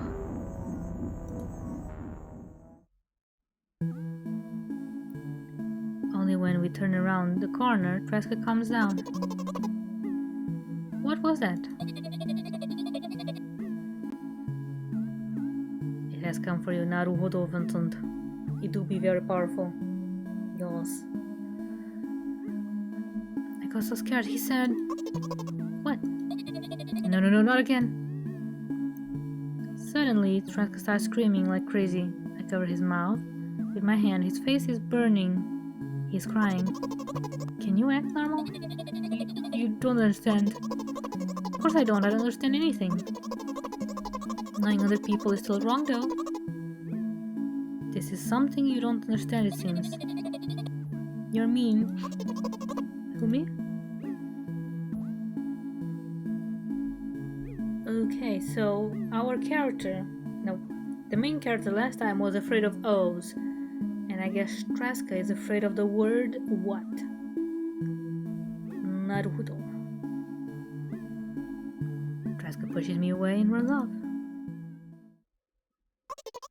Drat. At the edge of my vision, I see the store staff hanging a new sign on the door. Naruto. There you are. I meet Traska at the cash register. Before that, I managed to visit the milk department after finding out where it was. Hey you, move. I hear an angry voice coming from the other side of a long queue that has formed after Traska, and I squeeze through towards him. What happened? The boy doesn't respond. He just looks at his feet and sniffs. The cashier towers over him. There's a bag of milk lying between them. Is he yours? Yes? Just leave him home next time. People in the queue nod in agreement. Pay for the goods, please. Yes, of course. And the waiting fee. What? You heard me. I did, but that's unheard of. Traska starts giggling all of a sudden. And for the fact that your son is yes, too. But you heard me. You know what? In a fit of rage, I throw a banknote to the cashier of much higher value than needed, even counting in all the stupid fees. Then grab a bag of milk and turn around on my heels. We're leaving, Traska? We spent the whole trip back in silence. At some point, we end up turning right towards a gas station. There, Traska finally breaks his silence. Do you like ice cream? No. You don't like ice cream? What the fuck? Ice cream is the best. Dang it. I look at the boy's face. A light flickers in his eyes for a brief moment and then goes out. You know? He turns away from the path and walks straight towards the highway with determination. I stare at his back, confused.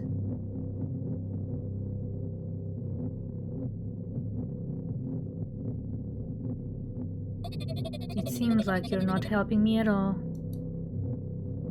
A new playful light flickers in Traska's eyes. What?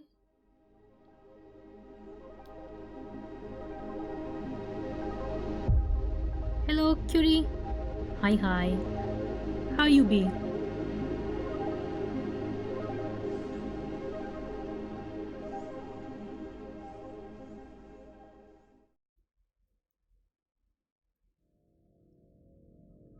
Milk outside, a bag of milk outside, a bag of milk. Good night.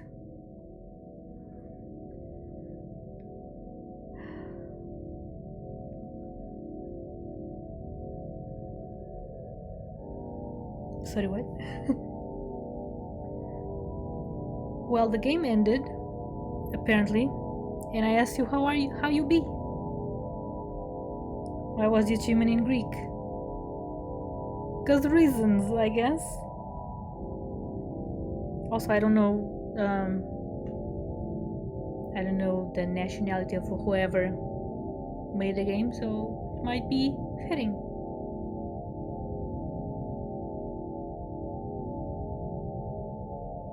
Okay, let me check if we got all the achievements.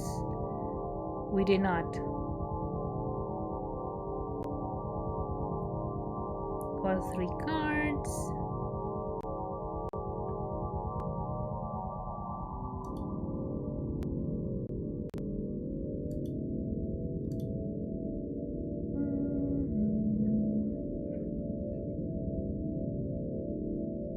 I know it was ancient. It said something like start of self or something. Naruhodo.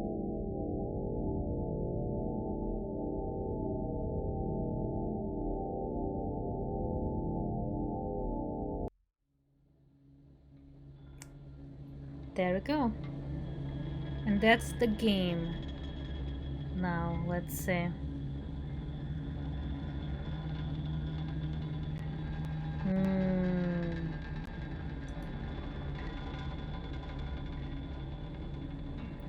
Game design decision might be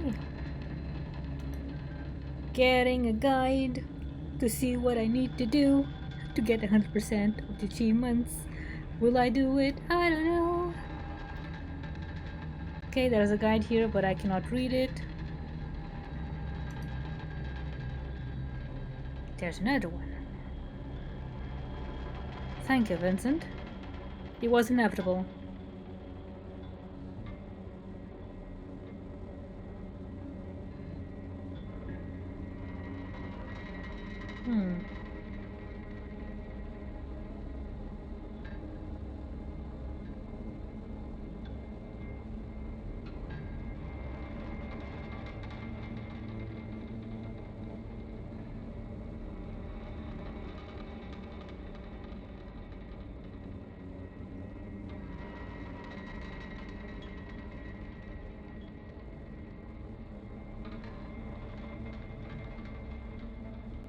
Okay, what things did I get? Already forgot. Thank you. I should have opened this in a separate thing. Did I? No, I did not.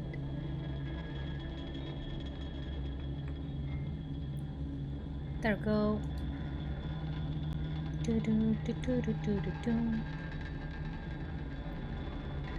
Okay, so I got good night, you won't get it, please forget it, and first death.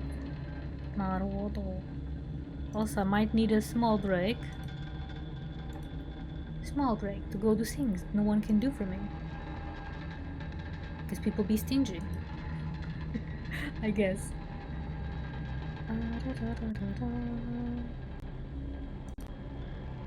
It's still opening? Yes.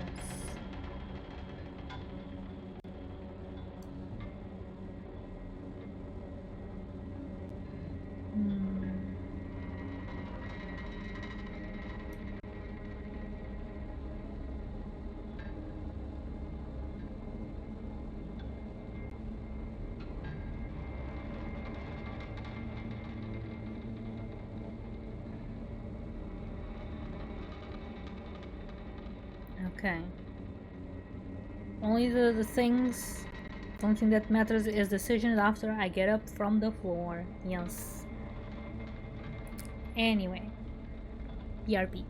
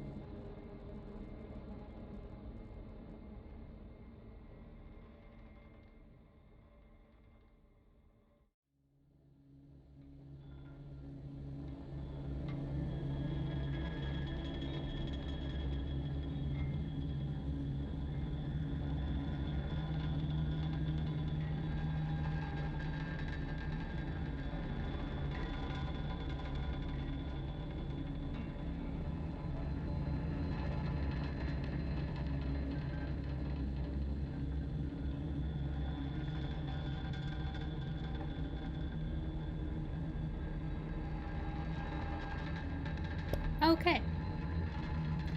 We're back.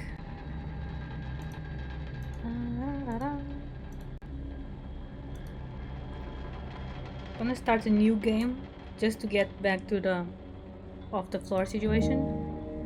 Not gonna read stuff though. Thank you, Vincent.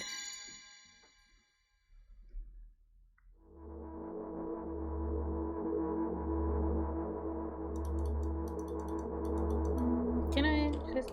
okay. Thank you, Curry.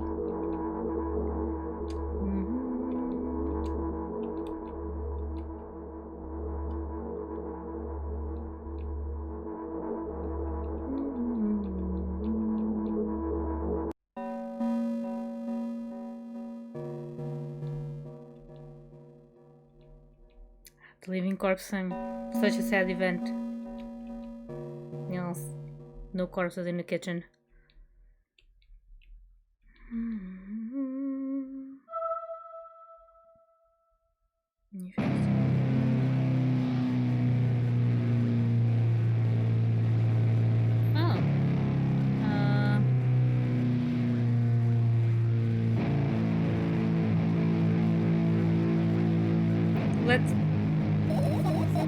Let's get the dishing.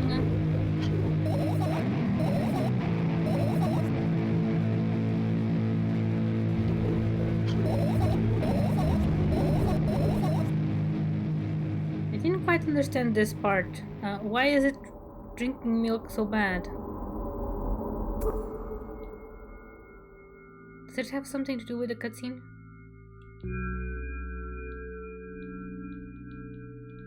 Okay.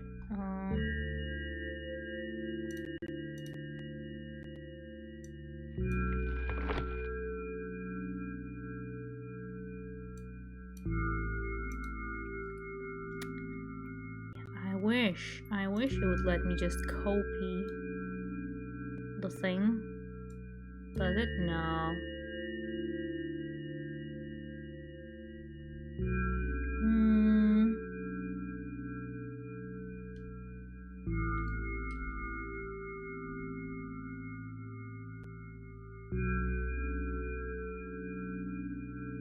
Okay.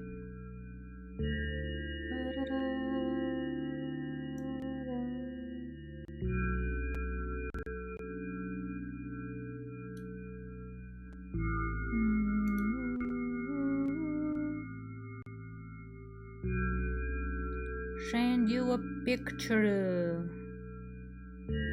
Send you a picture. Picture.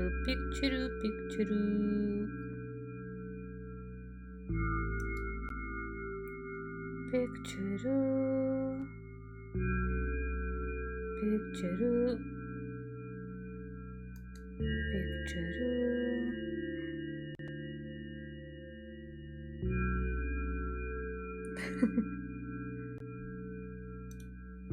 I guess it's fine.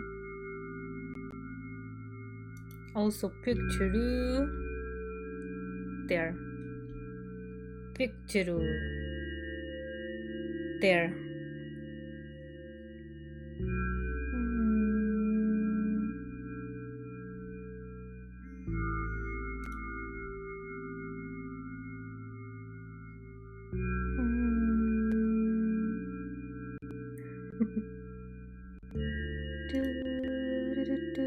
Okay.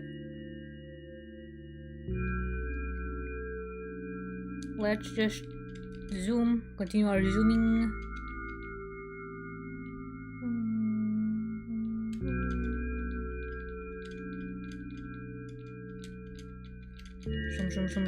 Zoom.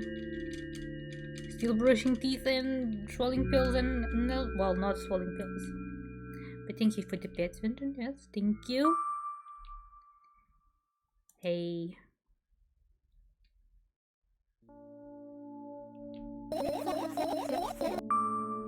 Can I save here? I cannot. Great.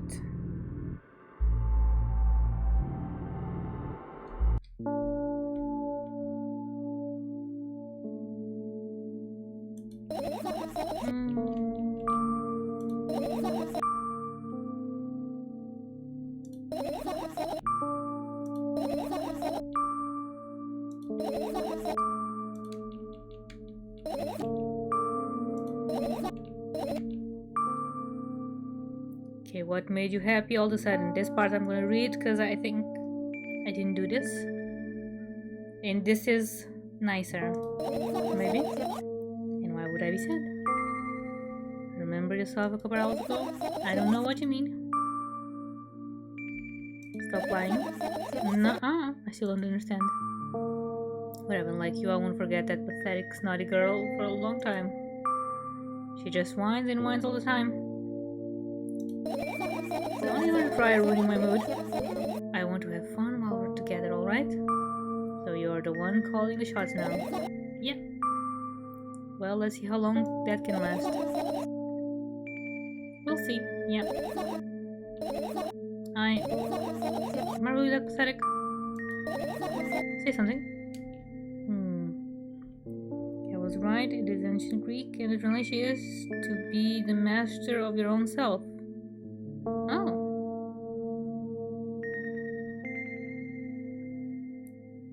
The mental image and condition of someone. Naruhodo. That would make sense, because, you know, Traska was basically us, but us. Yeah.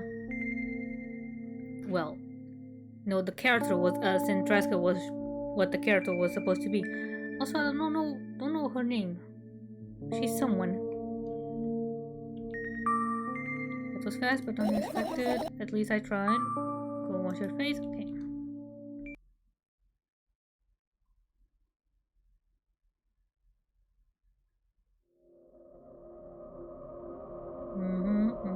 She's a bag of milk. Outside a bag of milk. Sorry for being rude. Not your fault.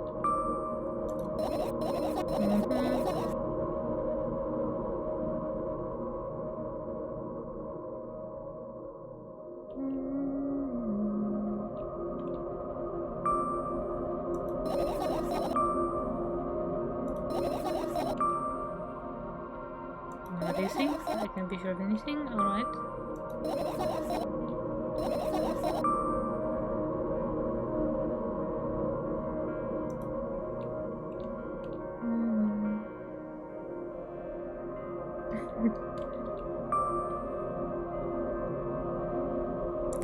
Also, how many bags of milk would it take to build a person?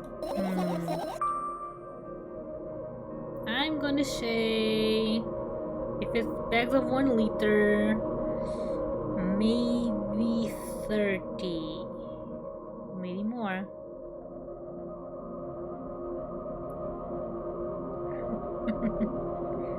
Indeed, Vincent, the best timeline. The best mistake you could possibly do. Watching cat videos.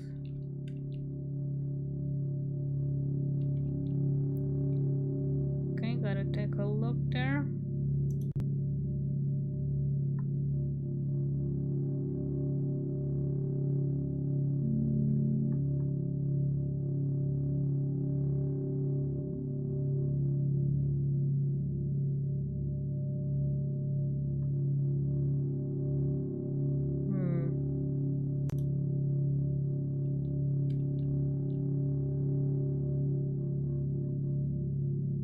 Go until the first time we do a choice.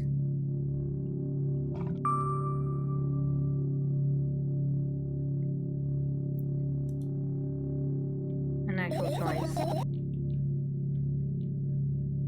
The density of milk is similar to that of water, so 1 liter should weigh around 1 kilogram. Naruhodo. So it depends on the height of the person.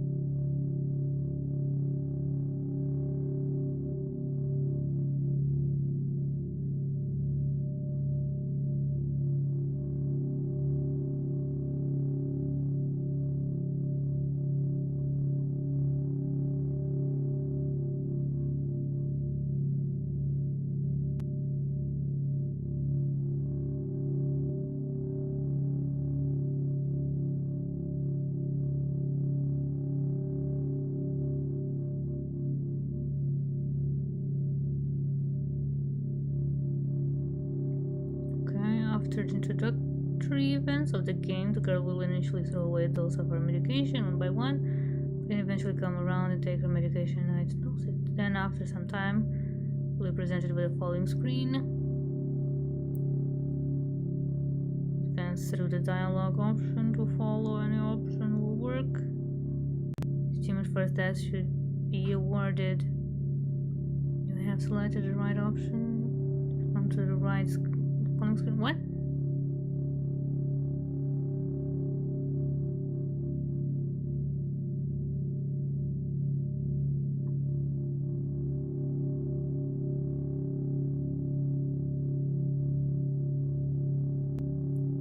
Okay, you.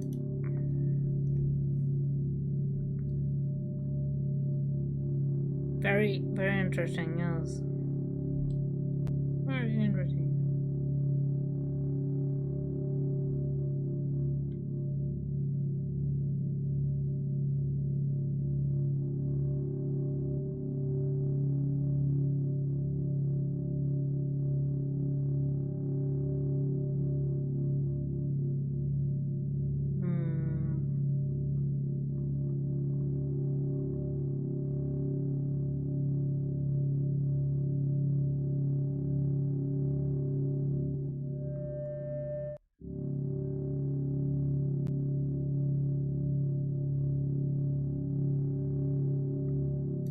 Okay.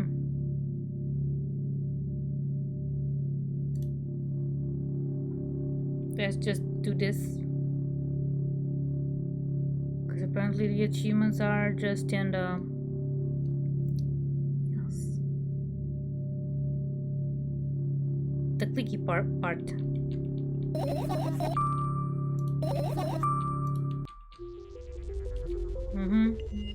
Fireflies.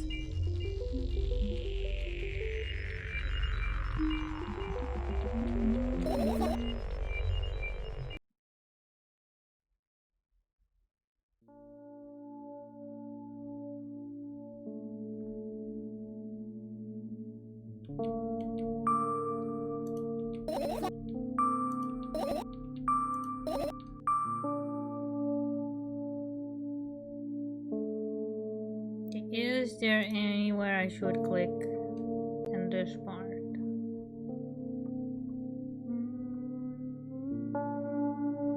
No.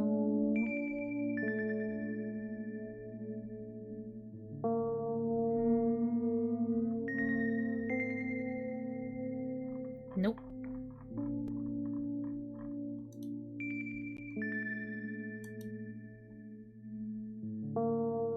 I don't remember the question, so no. Yes.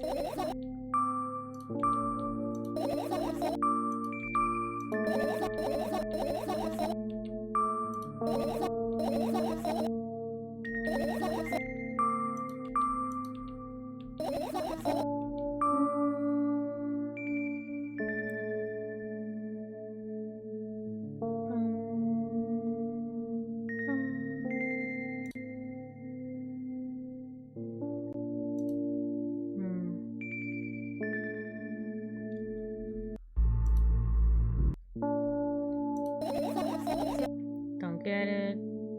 Okay.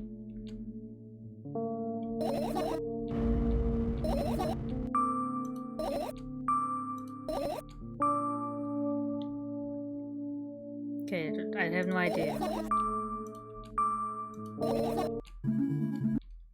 Okay, we've seen this. We need to get dashing. Is that a face?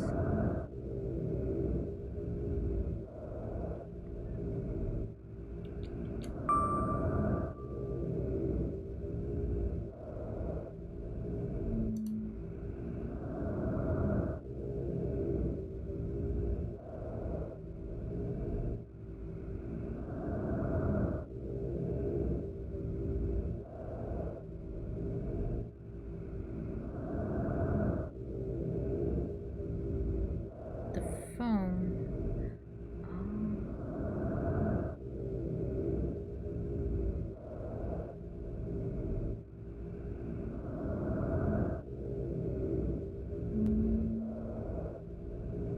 Okay.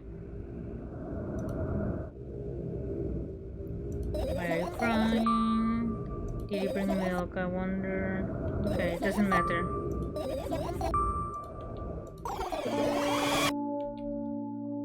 Don't drink the milk.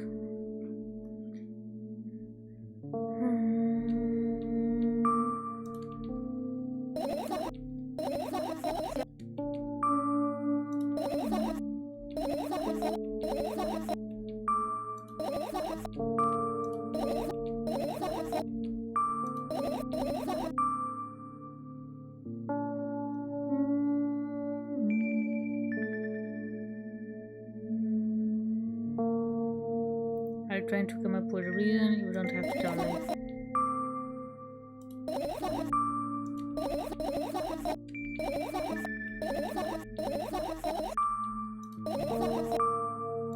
So childish. I know. Handful.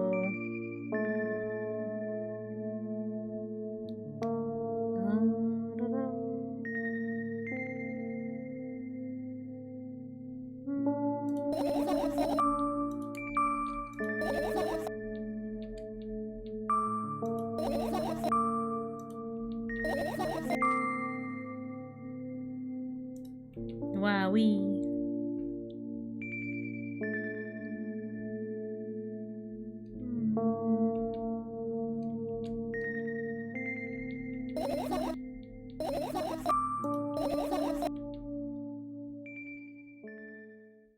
Okay. Now we need to click on the computer. Come on. Okay.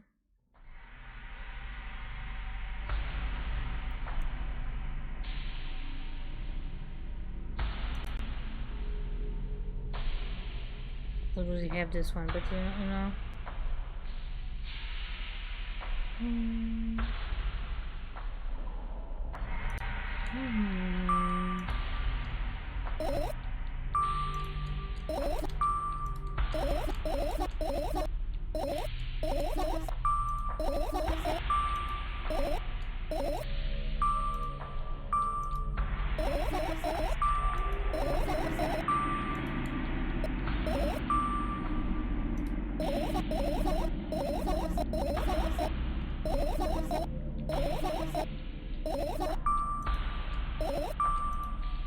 Okay, the hamster sings.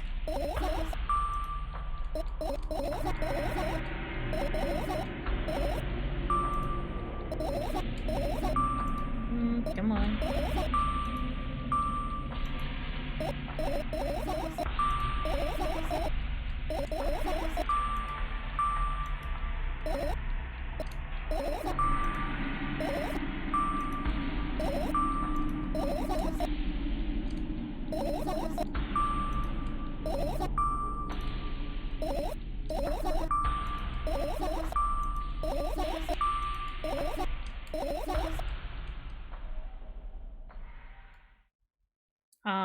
Did I mess it up?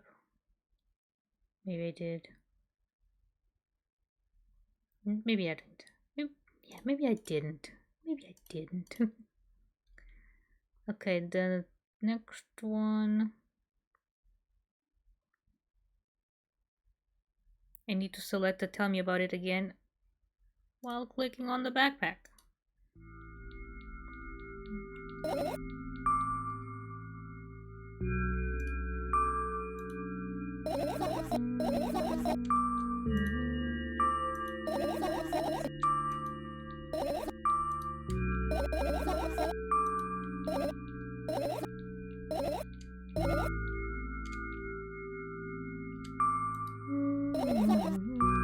You gotta go to bed? Hi, Vincent. Have an awesome sleep. And thank you for coming by. Talk to you soon. Maybe.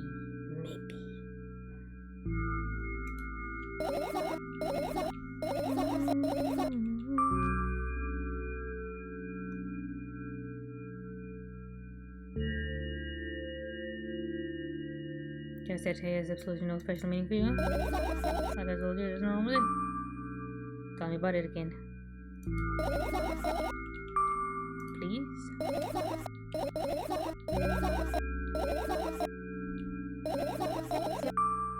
me about it again. Dad dragged me out of school building while I was scratching and biting. The teacher didn't interfere. The scene was ordinary for them. Who knows what the little brat has done? And he pushed me into the car and drove home in complete silence. Mom greeted us, we had dinner together and went to our separate rooms. We did not discuss this further. No, you'll tell me again. Dad brought milk on our way home. Not bought. Also, current watch. Streak stands at 67. Just two more to go, Vincent. Yes, indeed.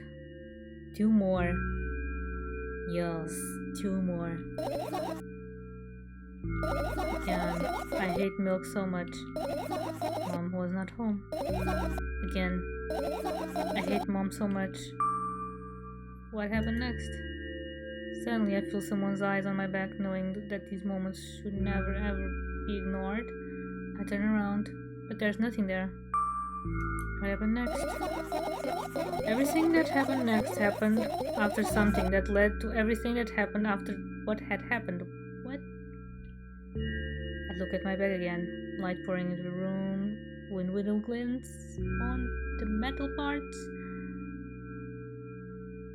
There's also a shadow underneath it, which means it's real, sadly. Okay. Okay, this, you've seen this.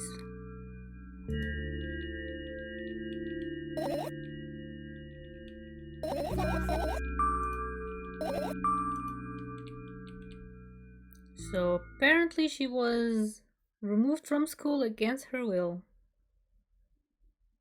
And Dad bought milk. Naruhodo.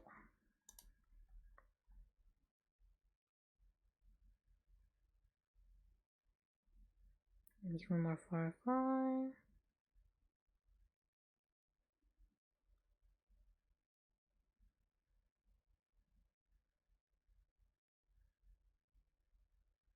Okay, one more firefly. So we'll choose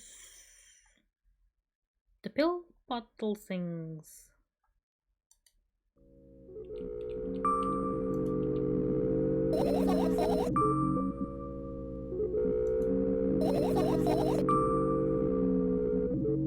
Things could have been much worse, yeah. It's in my hand. It's warm. Naruhodo. And I guess we'll finish search. Is that what it said? Let's confirm. You will need 4 seconds left. But that's the prerequisite. Collect 3 or more fireflies and finish search.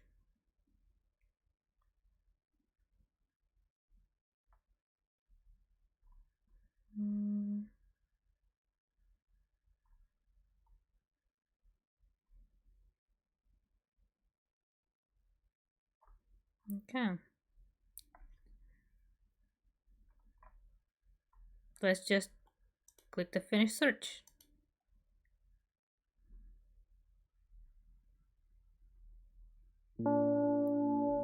Managed to get my thoughts, but something still worries me.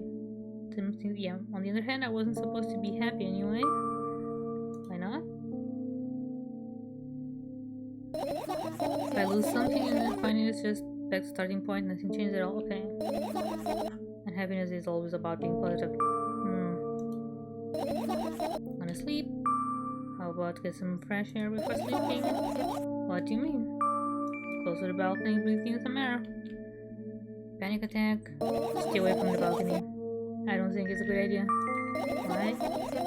Might sound silly, but I feel like someone is watching me. Okay. Making sure again.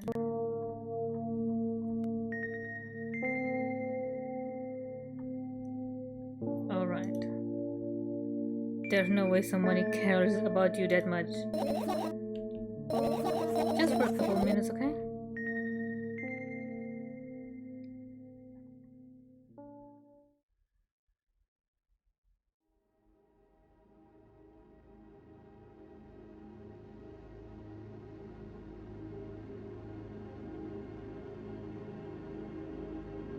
apartment building looks like a bottomless cooking pot, but instead of soot, it has hundreds of concrete and metal boxes on its walls.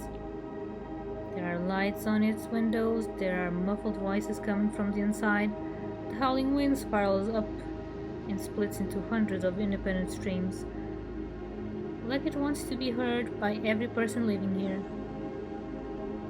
It must feel so lonely, living in endless silence. Your apartment building is pretty weird, isn't it? I could see the horizon from my window before, and the building grew for miles in both directions. I guess at some point it circled around and closed on itself. Nothing unusual about that. That's pretty unusual. How do you feel? I definitely feel. Sometimes there's more than enough. Still, you're anxious, aren't you? Of course, wherever I'm completely terrified. Was it that obvious? You're looking in every direction, but not up. This... I've already told you, haven't I? About what? Now you know, small stuff. Can small stuff make you terrified? It's hard to explain. I climb up the metal railing and let my legs hang down. Oh?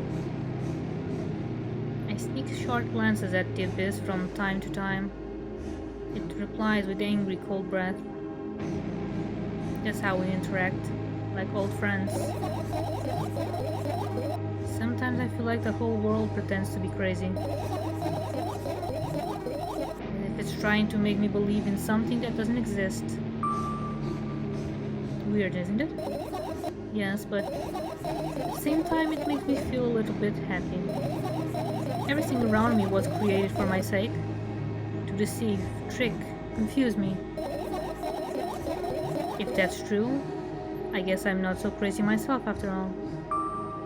You believe in this? You believe in this is the definition of craziness. You're probably right. Another gust of wind blasts against the pot's walls, smashing the glass to dust, blowing away the concrete crust. I, on the other hand, feel a gentle breeze that only ruffles my hair. I still haven't come up with a code word. You're the one to remember your promise. You don't need a code word anymore. I don't like when this happens. I want to remember certain things only when I want to. Nonetheless, you've made a promise. And I'll keep it.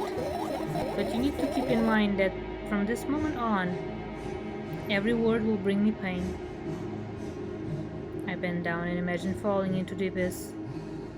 I have exactly 2 minutes before I meet my end.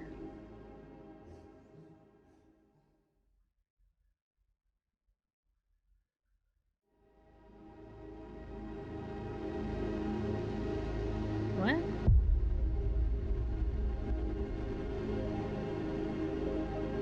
And why 2 minutes?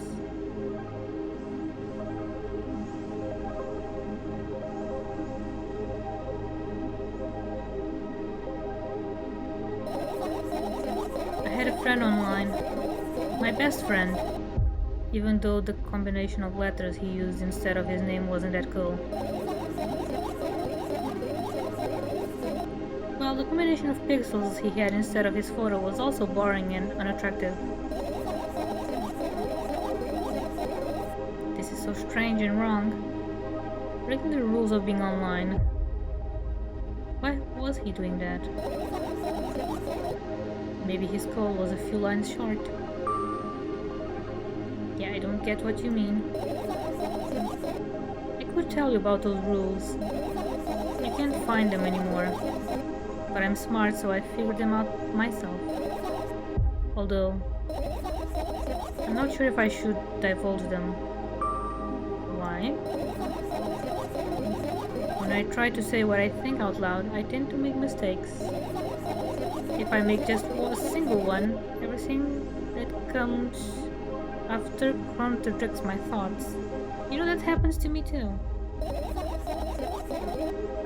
And I end up with the opposite position.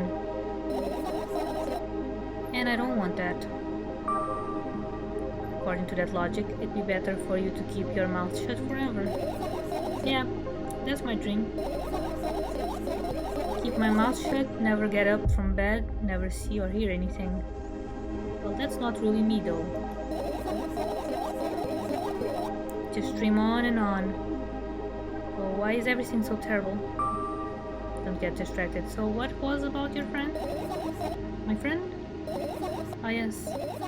He was brazen enough to... Come on, gather your thoughts. He somehow made me believe that he was real. He kept describing someone else's life to me in detail, as if it was him. And he expected me to do the same. And then I told him everything about myself, without hiding a single thing. That's the mistake there? Maybe. I grit my teeth. The wind whips my face without mercy. It slices my skin into uneven stripes, as if it's a piece of thin cloth. He knew more about me than anybody else in the world. You know what he did? Yeah? Sending an angry army of bots to harass me was probably fun. And what's most important? It was a win-win situation. They spawn here and there, simple bits of code that are effortless to run. No wonder the algorithm assigns that pattern more often than the others from the list. Text and video generators get to work at the same time. My name surfaces on the web more and more. It's unbearable. Unbearable. From around every corner, every balcony, ceiling, attic, wall, I always feel many pairs of watchful eyes directed at me. And now they watch me from the screens too. But I'll put an end to it. I've decided a long time ago. Though, maybe I only decided that only. My body finally crashes into the ground, smashing into a million of tiny pieces, like porcelain. It's my second death for today already. I'm cold. Let's go back inside.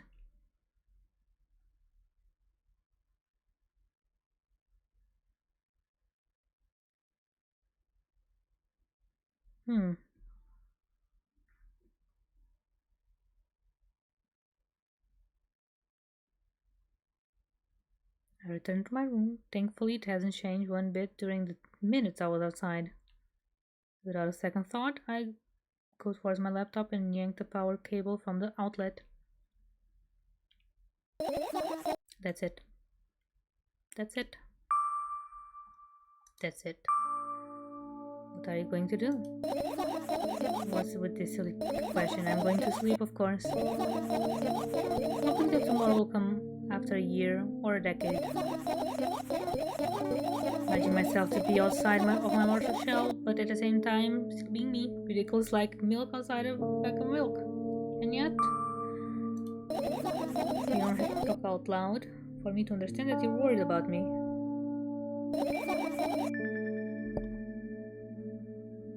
I know that already. I also know that our time is running short. You won't take another pill? Okay.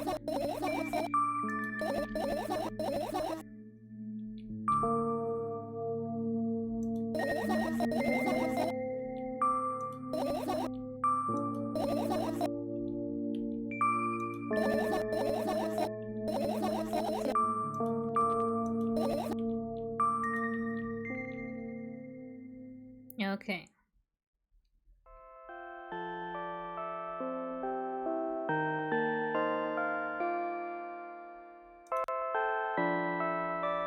Did this.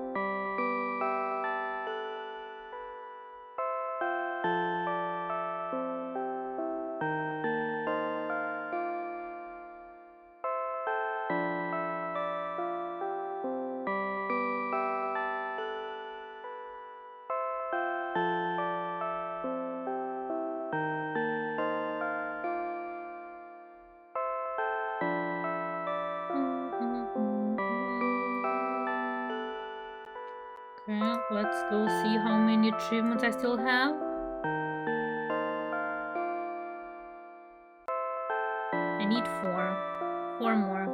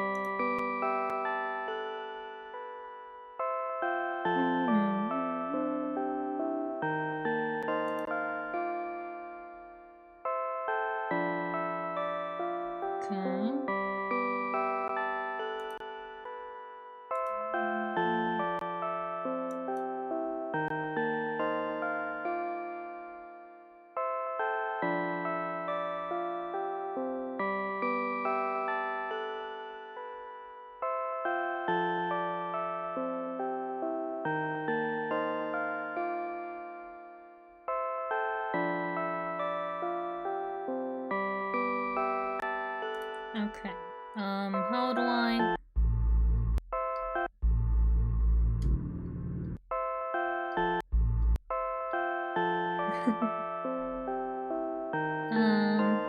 Since I already have that achievement, I'm just gonna restart the game. Because now I have to go and click other things. Other things. Yes. And here I was expecting to play Gothic 3 today. No. Gotta get all the achievements of milk outside of a bag of milk. That is outside of a bag of milk. Yes. Yes.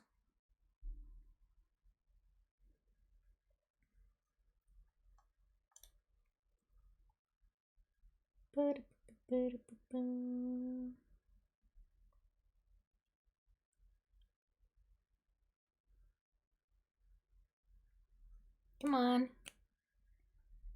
Come on.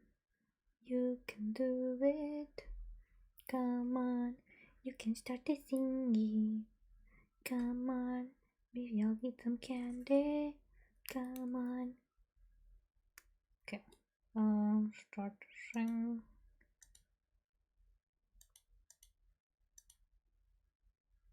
No, it's also called Boom. Okay. Come on. Do do do do do do.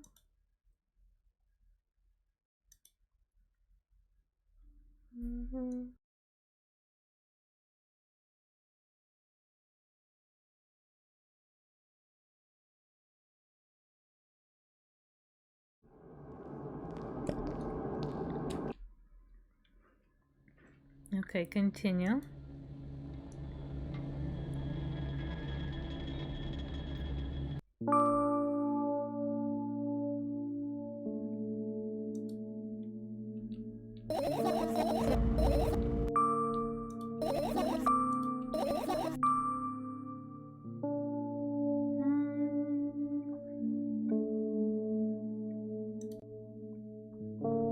Okay, I cannot trigger the first death now. So I need to click the dots.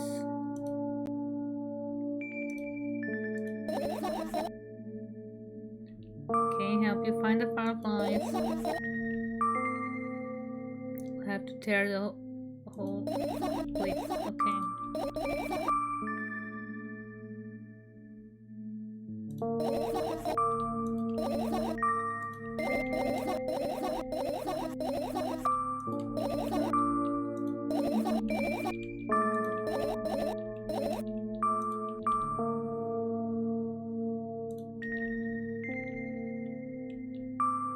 Okay, what?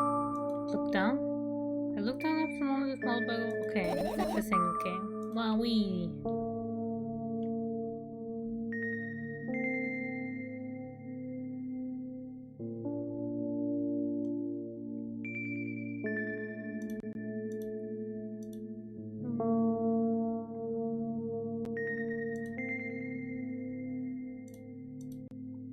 Sorry.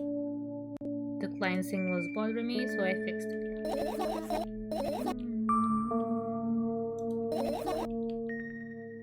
think I fixed it.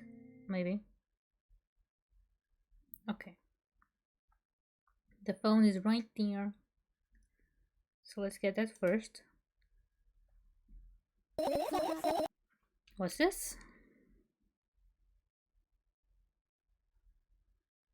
Okay. We collected the phone.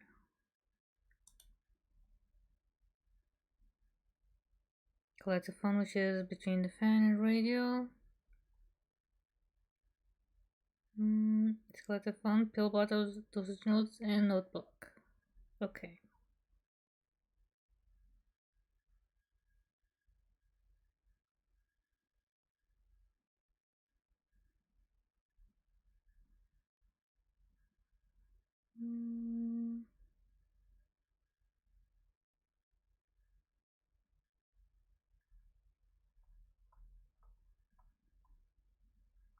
Okay.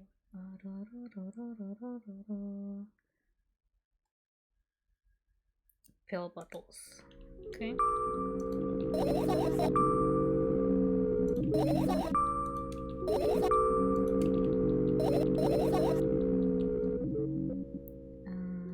Notebook.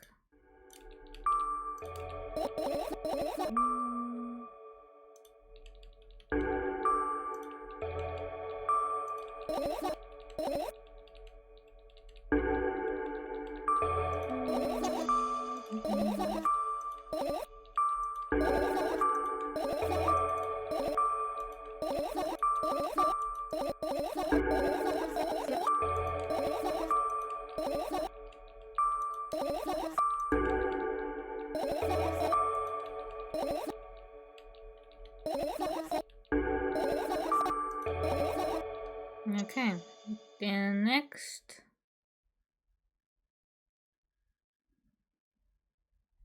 the dosage thing.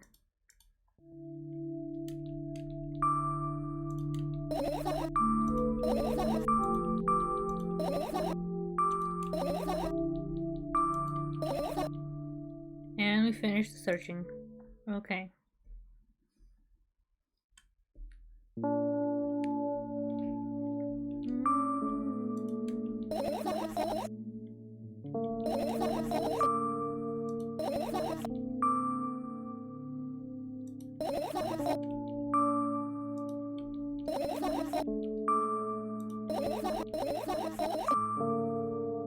Okay, can we cut this? Making sure again. Yeah, I can opt out.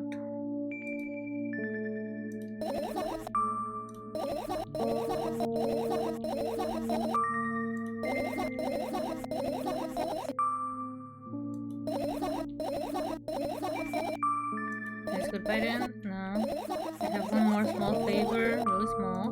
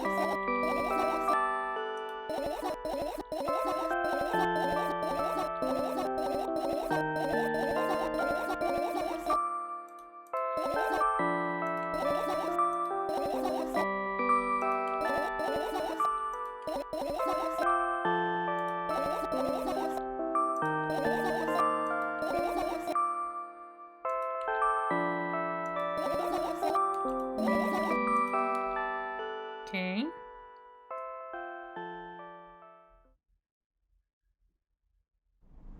Okay. New ending. Hello. Thank you for choosing our pizzeria.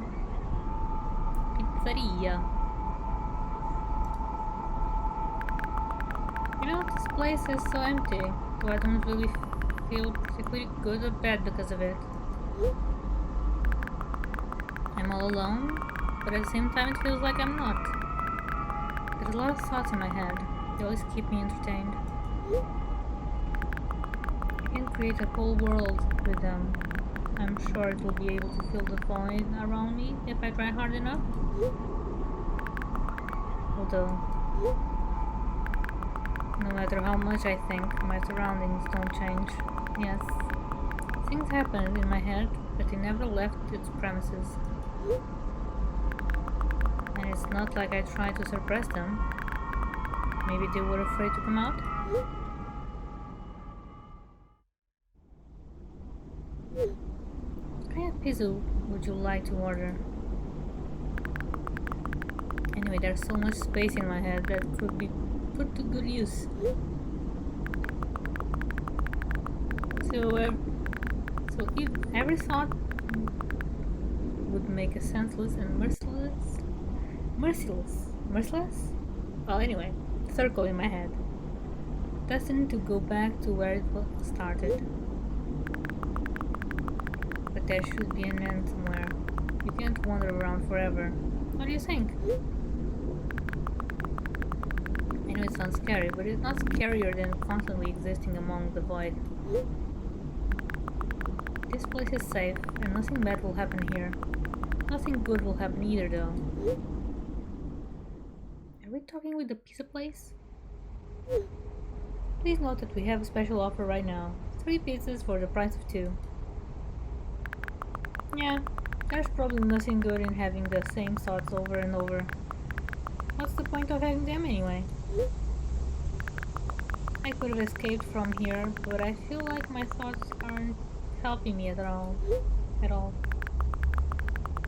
They should be ashamed. Probably. It's nobody's fault that I can even see a door here. I would have had it easier with one. I tried to find it. It turned out to be a waste of time. No matter where I look, it's not looking good. Pun not intended. And that strips me of the last bit of hope for salvation.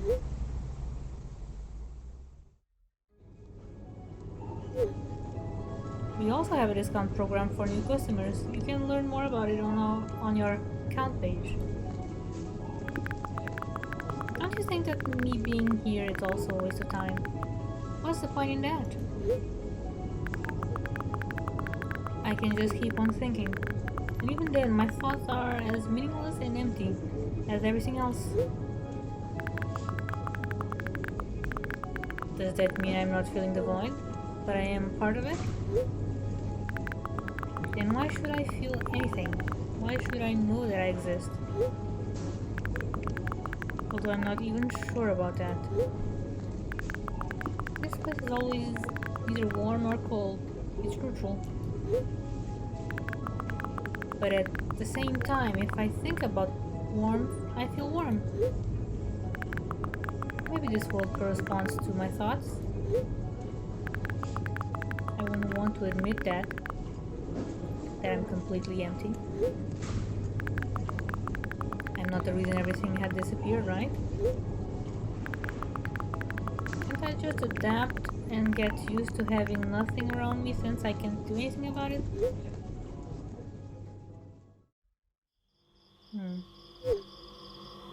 Are you ready to make your order? Yes, that's right. I shouldn't care. It's empty here, and it makes me feel neither good nor bad. I'm all alone, but at the same time it feels like I'm not. There are a lot of thoughts in my head. They always keep me entertained. I can create a whole world with them. This place and nothing bad. No, this place is safe and nothing bad will happen here. Nothing good will happen either, though. Me being here is a waste of time. I don't feel the void. I'm part of it. This stripes me of the last bit of hope for salvation. I shouldn't care. It's empty here and it makes me feel neither good nor bad. It's nobody's fault that I can't even see a door here. What's the point in having one? I feel like nobody is helping me. They should feel ashamed. I wouldn't care to admit it, but I'm all alone here.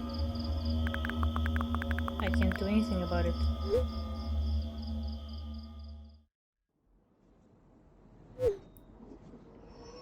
Please note that we have a special offer right now. 40 pieces for the price of 2. I don't care that this place is empty, you hear? I feel neither good nor bad. I'm all alone. My head is full of thoughts. They eclipse the world around me. This space is pretty cramped, but at least it's safe. Even though I'll never feel good here. Does that mean existing is a waste of time? I need to decide, and my thoughts will help me. They'll lead me to the exit, and I'll be able to feel proud of myself. I'll be able to save myself. At the same time, I don't really care anymore. This place is empty, but it makes me feel neither good nor bad. I'm alone, but my head is full of thoughts. Whole world, one might say. If I try hard enough, it will be able to fill all the void around me. Still, no matter how much I keep thinking, my surroundings don't change. Yes, something happened outside my head, but what was it? There's not enough space for my thoughts. It's already filled with something else. Even if there's nothing around me, I'm still here. And my head is full of thoughts. If I try hard enough. So the world isn't empty after all. I can't see anything.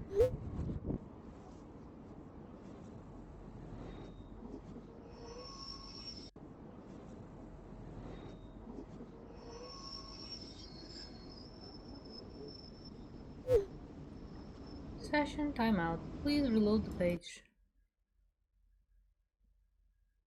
What?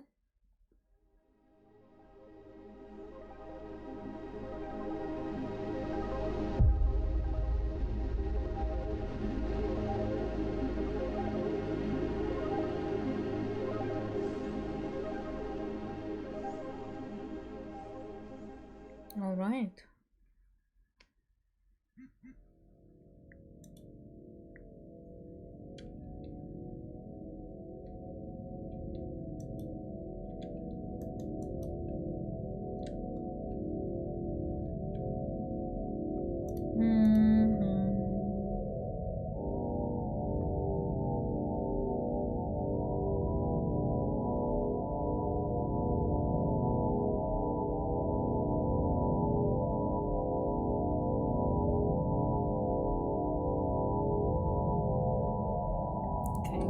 So the next ending, we need to get all the fireflies and do not collect the phone or trigger the first death thingy.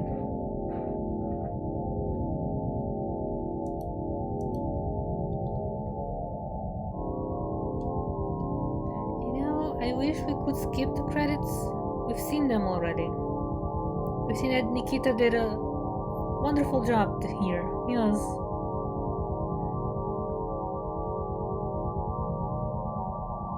Same with the aesthetic dialectic. Yes. Wonderful name there. Yeah, aesthetic dialectic.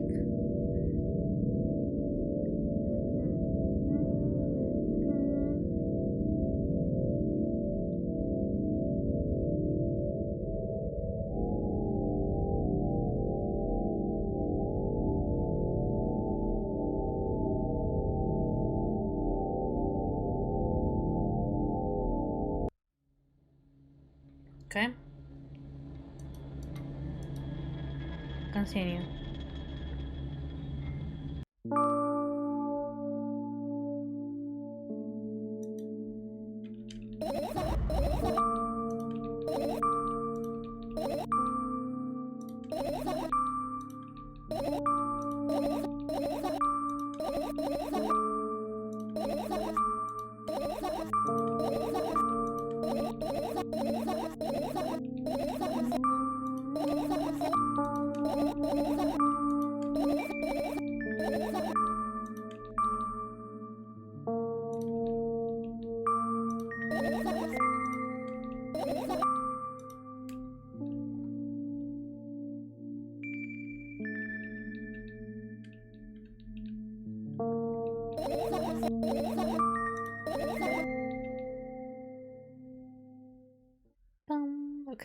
check actually the other endings.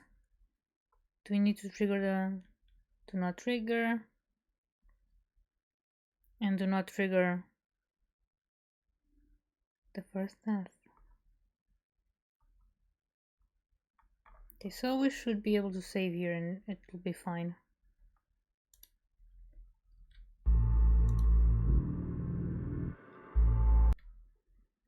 So this one, we check again, collect the fireflies, and that's about it.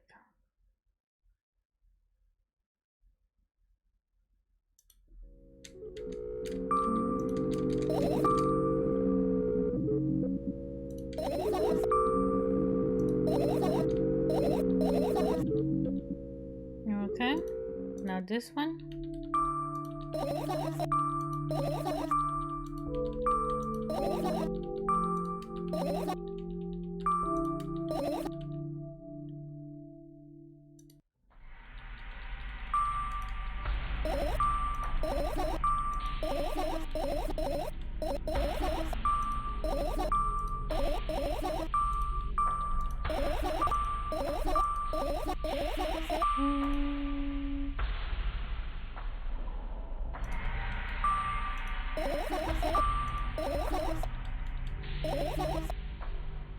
Okay, sketchbook.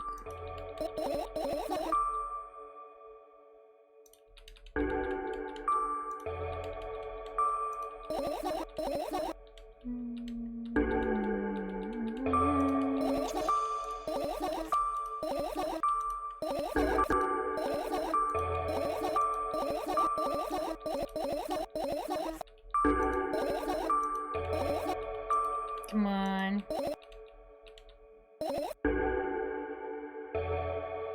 Hello, Leo.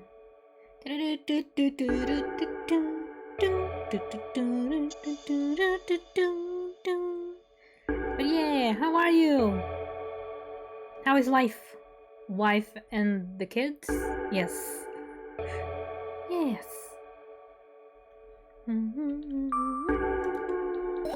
You be good? Nice. They left you. Oh no. You are now a divorcee, maybe. Perhaps.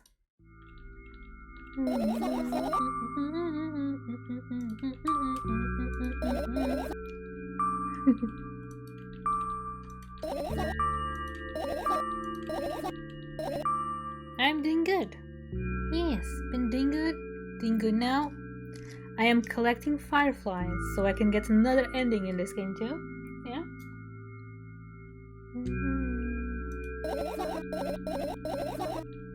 I had hoped this game was gonna be short, but then I decided to get all the endings and that makes it not as short. So, yeah.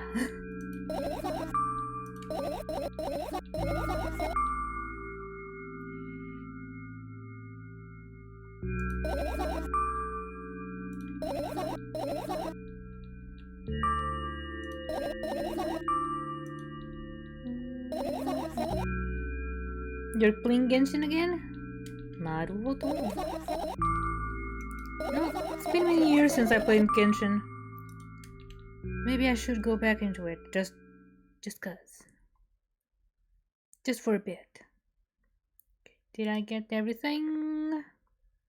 Should else.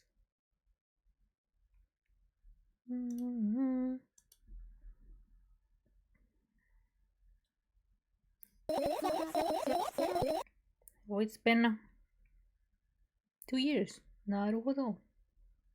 Yes, I found all the fireflies.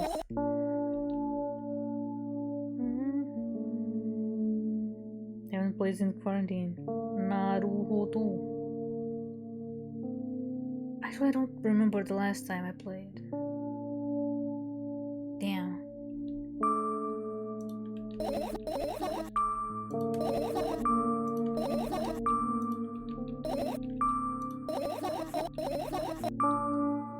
Okay, can I opt out? I read this, but I forgot. Yeah, I can opt out.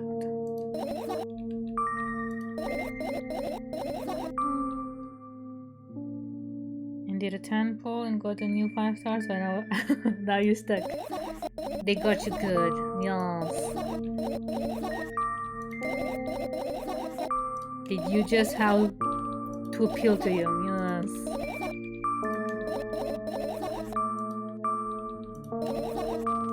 Sneaky. Sneaky bastards.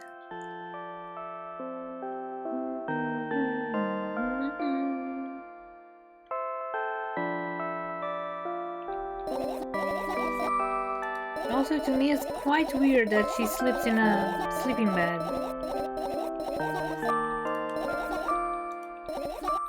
I would think it would be too constricting. But then again, I never slept in one. Maybe it's actually nice.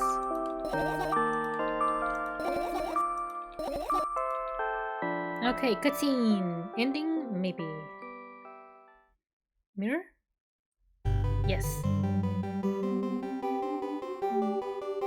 Another terrible morning. And they were like, oh, this person hasn't played in years, let's give him a 5-star and pull them in. Yes. Boo. Why is my face always so stupid? I wonder what the others at school will think. Well, it's not that I care too much. I just don't want to be branded as a loser on my first day. Cheer up. There's nothing wrong with looking different. That's not what defines you after all. Hey, hurry up! Yes, Mom!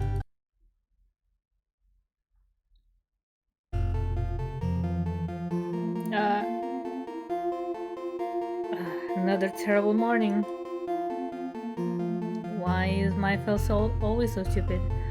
I wonder what others at school will think. Well, it's not that I care too much. I just don't want to be branded a loser on the first day. Cheer up, nothing wrong with looking different. That different is a bit... Not what defines you after all. Hurry up. Yeah, Mom.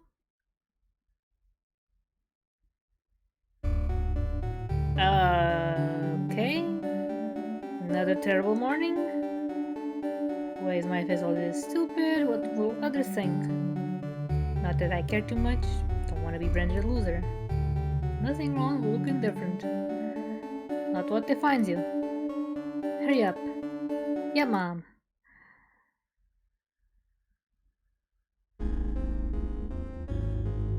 Okay.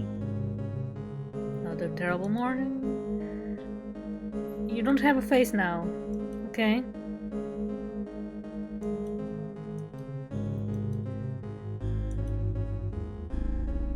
Yep, not what defines you.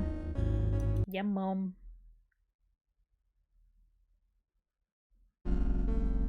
Awesome hair. Terrible morning. Why is my face always so stupid? Not that I care. Nothing wrong with looking different. Hurry up. Yeah, Mom.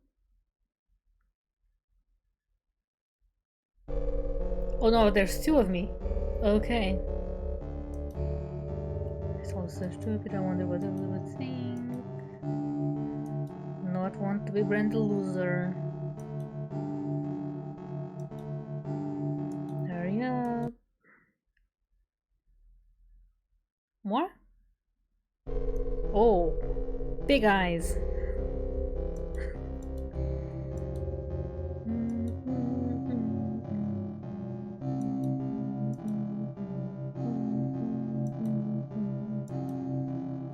Not what defines. Yes, we know this.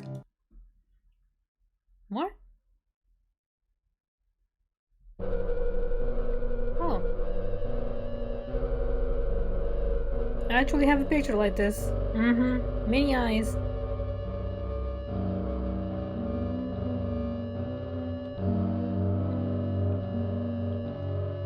Not what defines you. I think it was a Snapchat filter or something like that. Oh, now I don't have a head at all. Okay.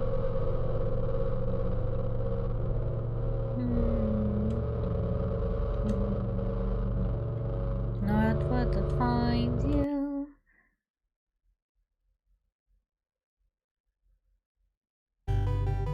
Oh. Good morning. I feel wonderful today. Can't wait for my first day at school. Hey, hurry up. Yes, Mom. Okay, now I don't have a face. I'm happy, no?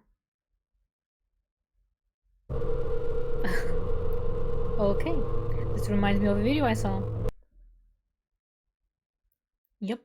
Video I saw of a kid that was looking at the mirror and then she looked back.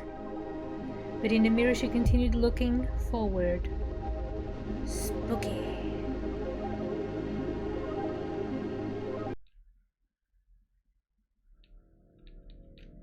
Alright. You know,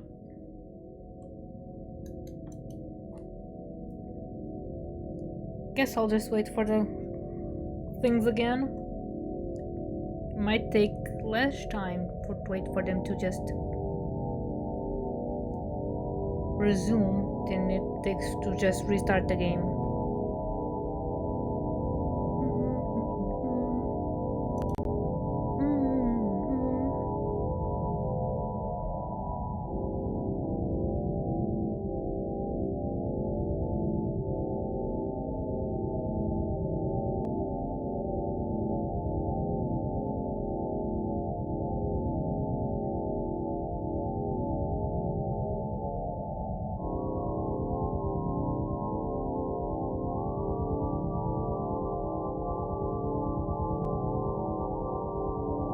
Okay, the next one,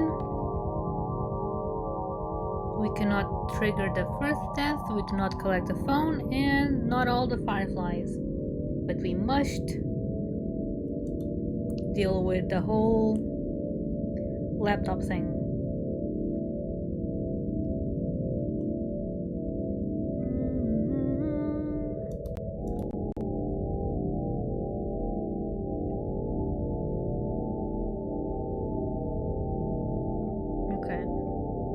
And after this, one more.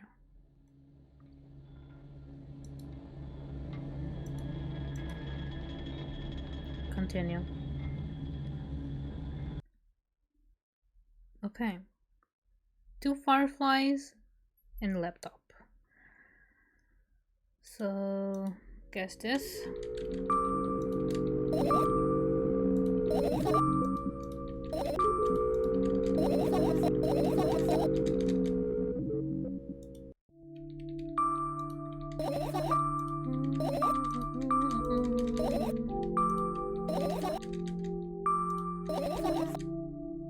Okay.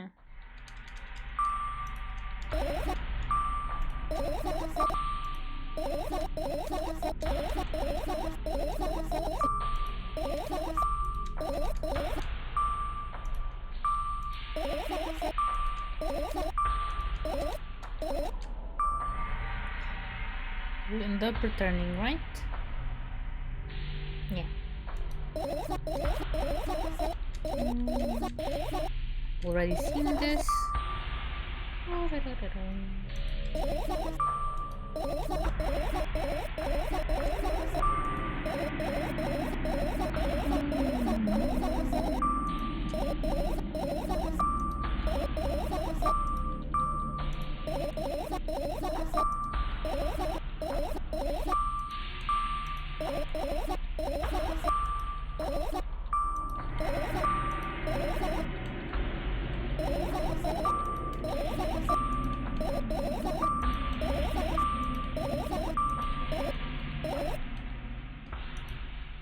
And now we finish.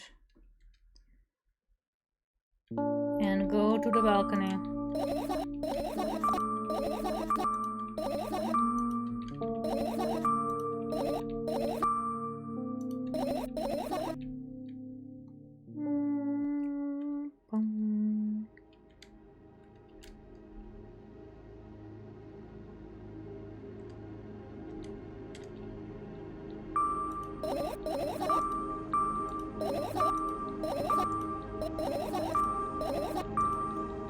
Just want the ending.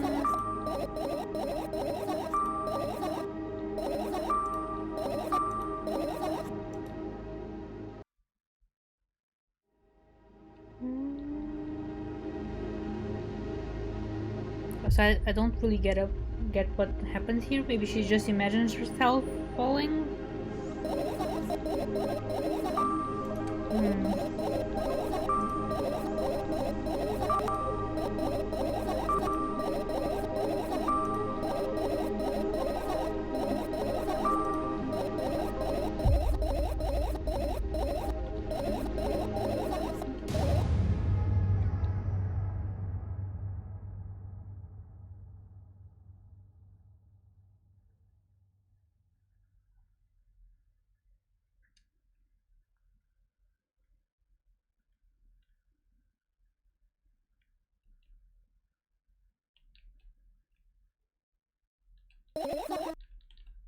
Okay, that's it.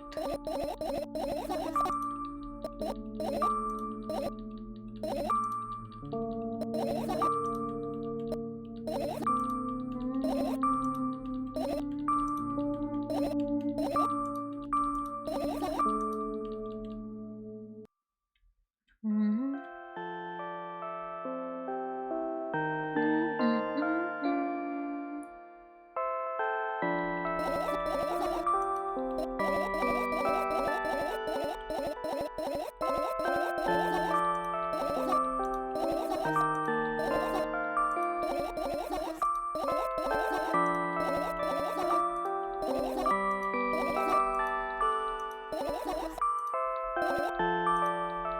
All right.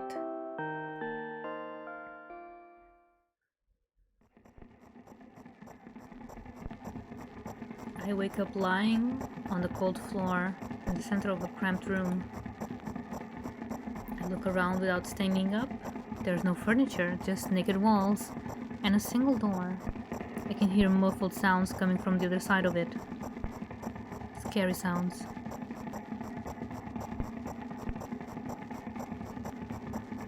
I hug my knees, yes, and wrap myself in my sweater. Like it's a blanket. It's no use. I'm chilled to the bone. The room is pretty spacious, but I still can't shake the feeling that I'm trapped inside a suffocating casket. And the faint blue glow that sneaks in through the keyhole only adds to that feeling. Do I want to know what's outside? What's outside here? As if on cue, an inhuman roar comes from the other side of the door. It becomes louder and louder, more and more distinct with every passing second. Somebody or something is getting closer. I curl into a ball, trying to take up as little space as possible. Maybe I can become invisible or become smaller in some miraculous way. In the meantime, the howl becomes unbearably loud, but only for a moment. Then it sheepishly backs off, till I can't hear it anymore. I finally decide to stand up.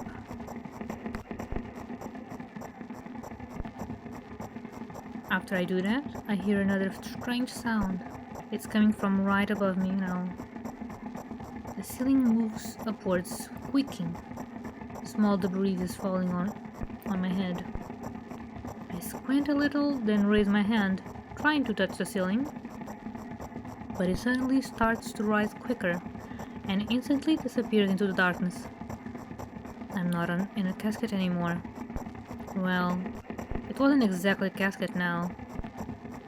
It was a well in the form of a casket. The room becomes darker and colder. I'll have to do something at some point.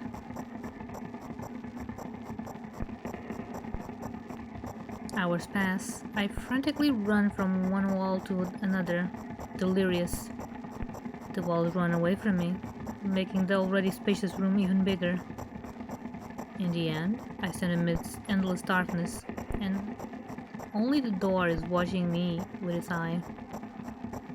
I keep purposely avoiding it.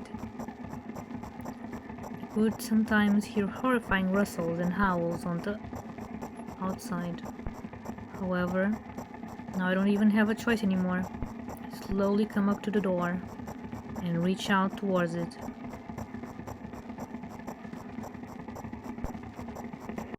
As expected, the door also moves away from me. I continue moving forward with my hands stretched out. I don't want to lose the only source of light in this pitch black darkness.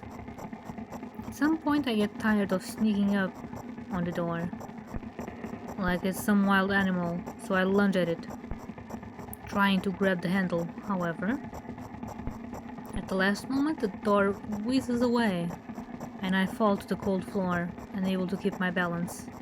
It hurts. Stupid door. Stupid nasty cursed door.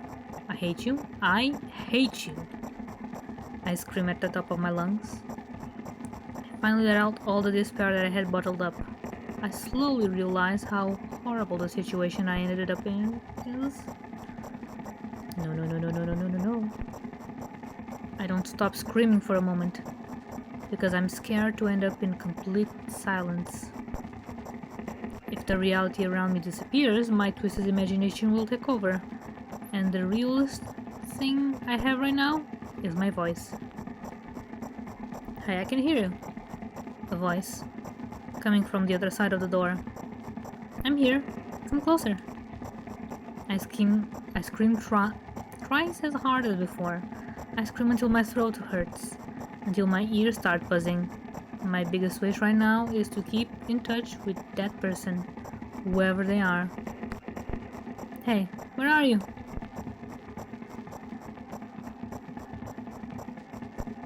I rush towards the door, stumbling on the way.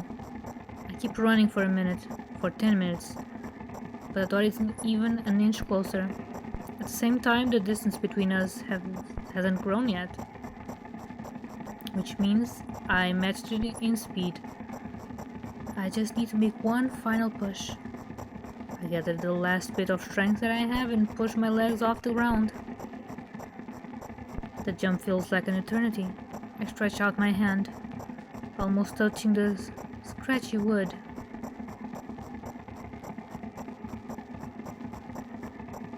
I dive face first onto the ground with ridiculous speed. I slide at least 30 more feet like that thanks to inertia, leaving behind a bloody trail. My hand is still outstretched, trying to grab the empty space. Tears stream down my face, making the numerous scratches burn. I try to wipe them, but I scream and yank my hand away the moment I touch my face. My lips and nose are now a mushy mess. Somebody help. The other side of the door is completely silent. The silence reigns for an excruciatingly long time. However, at some point, that silent torture ends. Hey, I can see you. I try to reply, but stifled whimpers come out of my throat instead of words. Are you hurt? Yes. I stand up from my knees. Despite continuing to cry, I take a couple of deep breaths and start running again. I keep running for hours. I feel like the door is closer to me by an inch or two now. I almost let myself stop for rest at that thought. I can't rest. I'll catch up to it sooner or later. The voice from the other side keeps asking me how I feel. I let out a heavy, ragged breath. In reply. I'll fall from exhaustion if I utter even a single word. Still, I'm thankful to them and don't want them to become silent. After another hour passes, I barely scratch the handle with my nails. I'm almost there. I'm so scared. Why aren't you doing anything? Why are they doing this to me? Don't they understand how painful this is for me? Almost there. You're scaring me. Go away.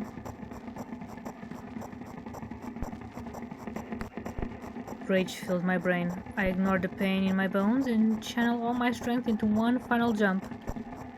No, go away. I firmly grasp the handle and open the door. Blinding light hits my eyes. I lose the ground beneath my feet and start falling.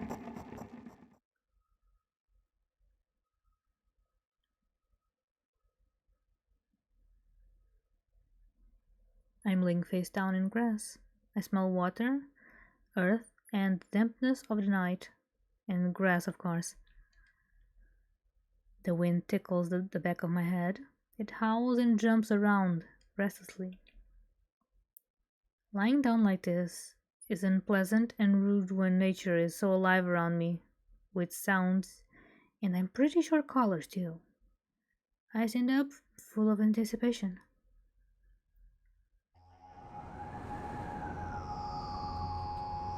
I see an endless field, a clear sky without a single star,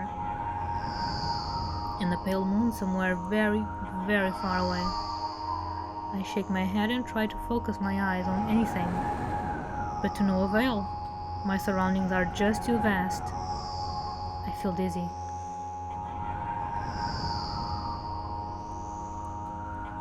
Bam! I'm lying in the thick, wet grass again, but this time I'm looking at the darkness of a night sky, instead of just darkness. Is there any real difference though? The wind howls. It's clearly upset, but what can I do about it? I hear an indiscernible echo coming from far away. A wolf? Or someone else? Does it even matter? I'm in the grass. Nobody can see me. Ooh. The echo draws closer and closer. At some point I realize that it's not a wolf.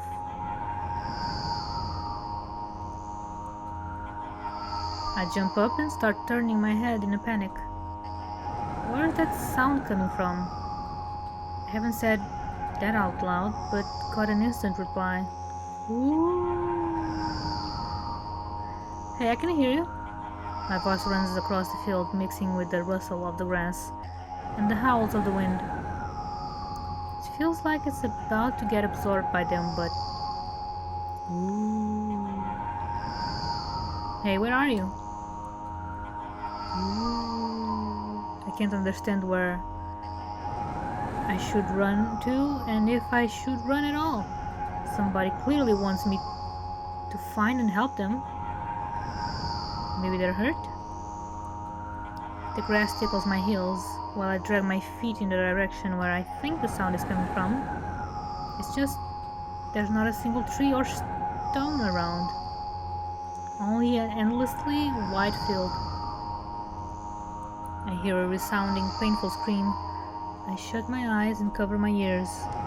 I suddenly feel scared. The scream turns into a cry. I carefully raise my head, still scared to death.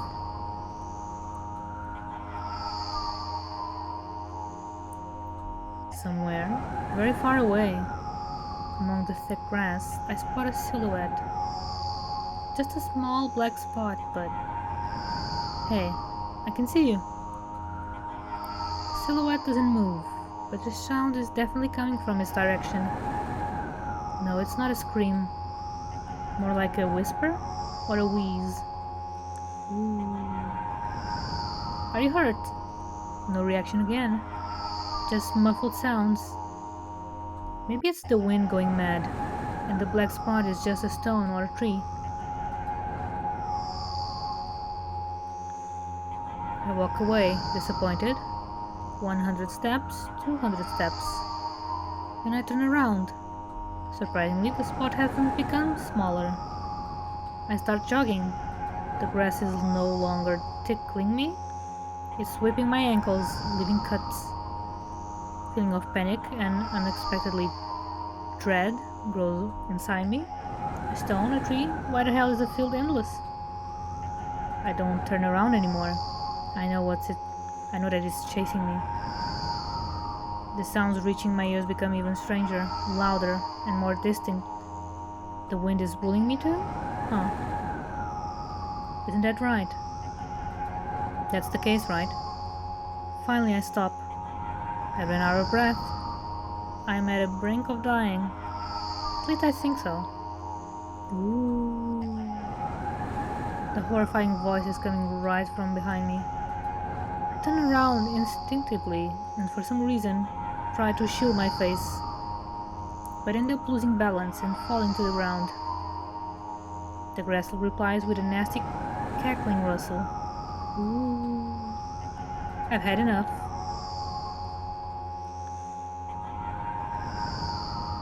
I spring up. The silhouette is still there, at the same distance as before. It's standing there without moving an inch. I'm scared here, you know? Why won't you do anything?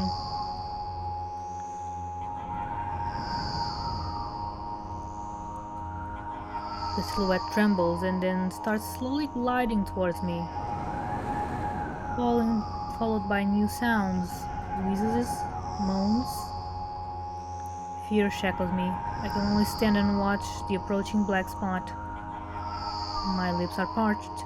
I speak in a voice I don't recognize. You're scaring me. Go away.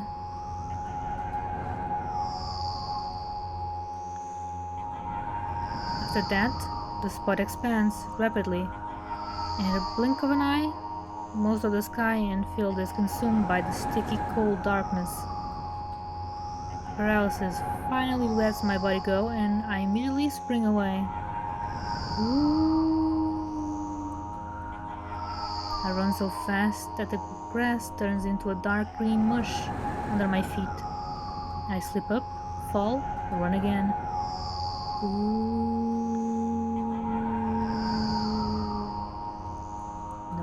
No.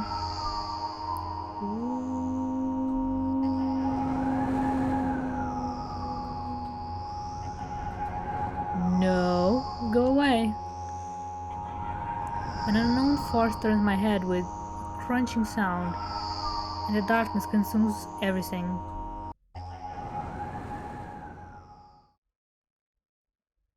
I wake up on the cold floor in the center of a cramped room. I look around without standing up. There's no furniture, just naked walls. It was a loop. Naruhodo.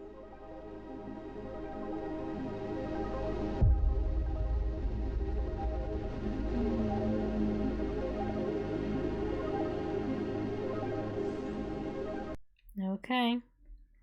Last ending now. Last ending.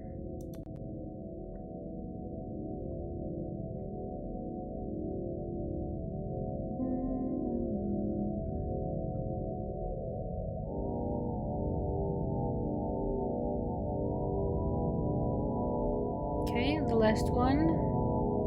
We shall not do the first death cutscene. We do not collect the phone, not all the fireflies, and the balcony, so 3 fireflies of our choice.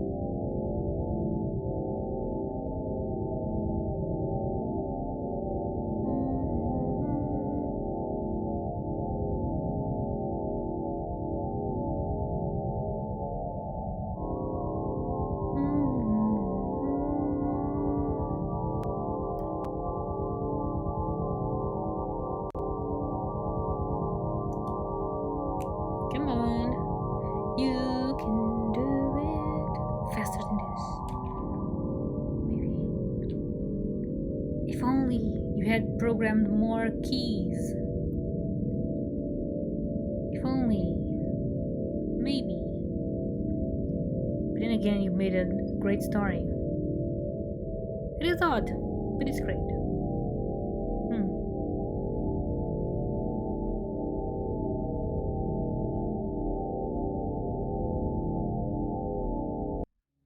Alright, let's go at it one last time. Also, let me check how many. Yes, only one achievement remaining.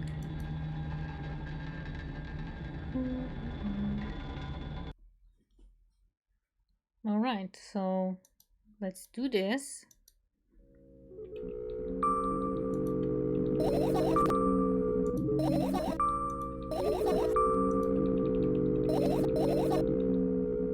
And this one.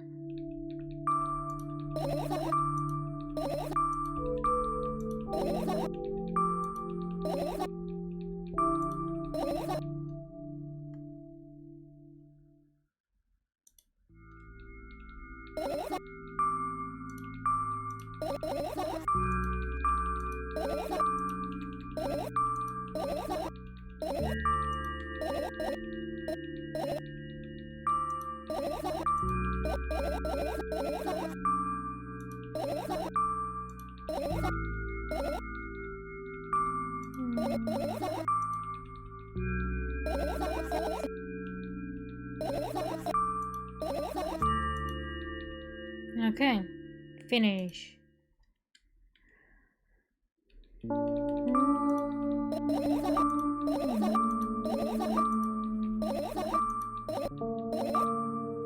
Let's stay here.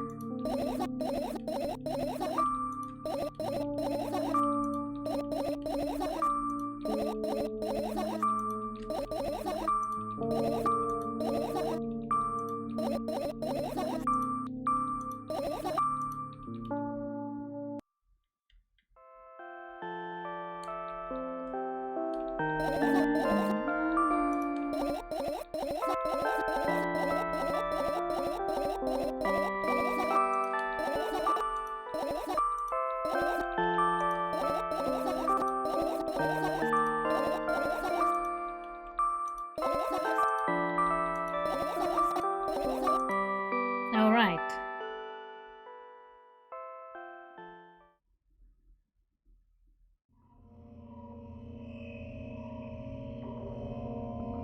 And look, please make it stop.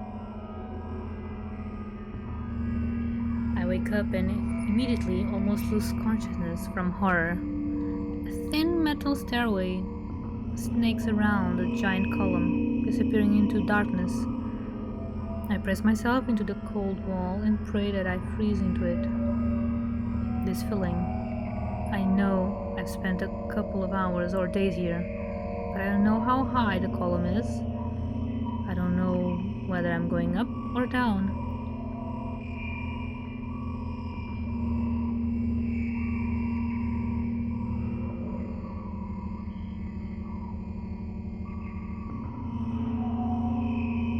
A billion pounds of concrete and a million miles of emptiness. It's impossible to stay sane when you're near cosmic numbers like that. Looking at them, touching them, even thinking of them makes me feel unimaginable horror. It was just a matter of time before my short term here will end. My mind will melt and my body will become dust. The wall's coarse surface scratches my face. The steps under my feet hum from the wind, eager to escape the concrete's clutches and dive into the abyss along with me. But I'll stay here. I'll stay here without going anywhere. I won't even open my mouth. My every word will be swallowed up by the darkness. I won't take a single step. Why would I? To find out where the stairway abruptly ends? It's all meaningless.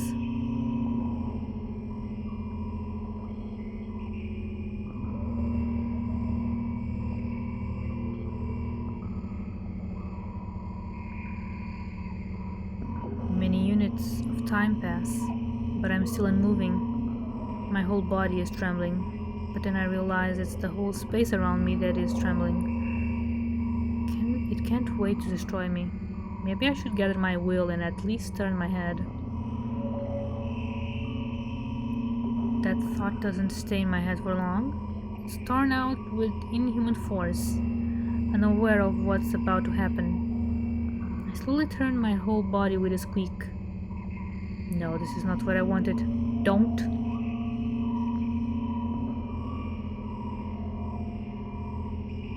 Amongst the silence sings a lonely colossus, unmoving.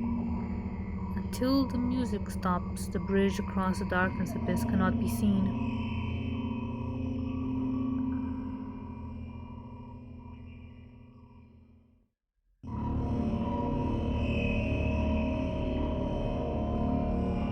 Okay.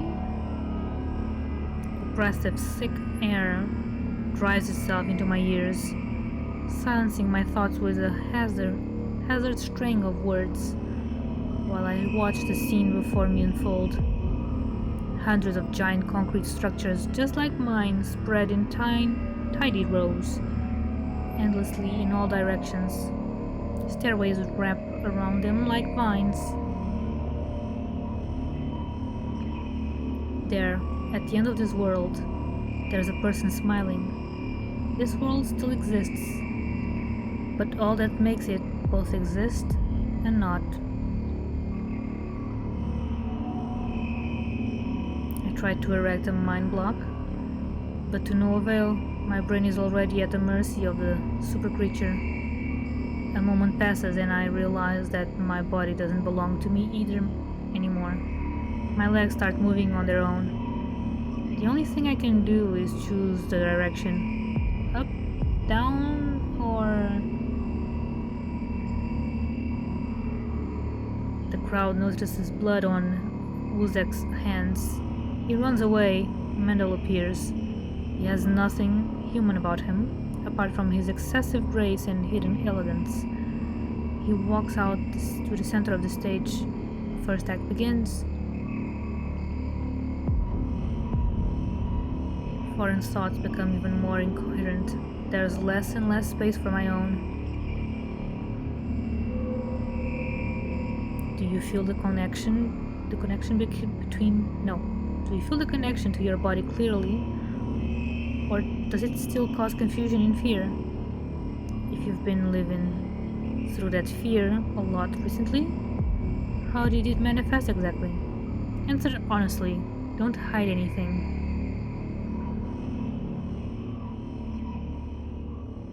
That sounds like what a shrink would say.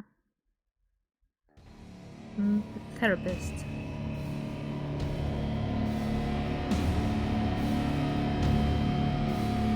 I decided to descend.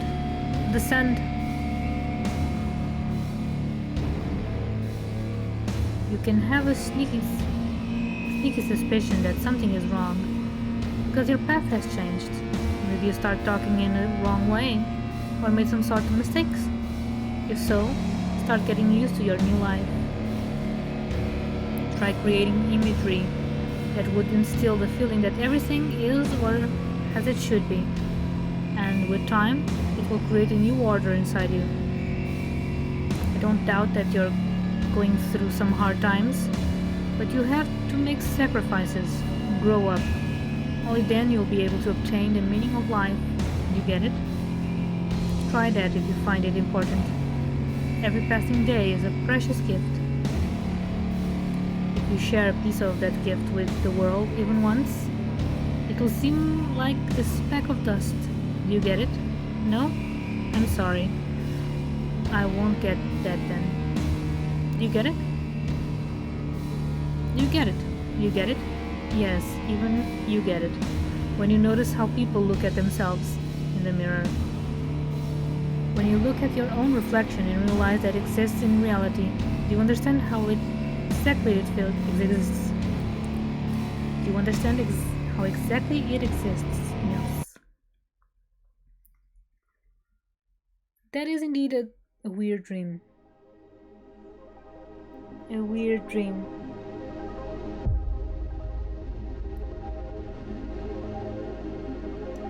And we've got them all.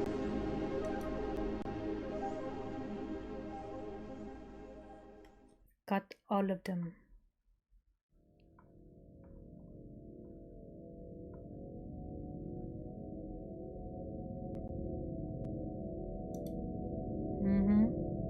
And also, for the last time, we shall see the whole credits again, because, yes.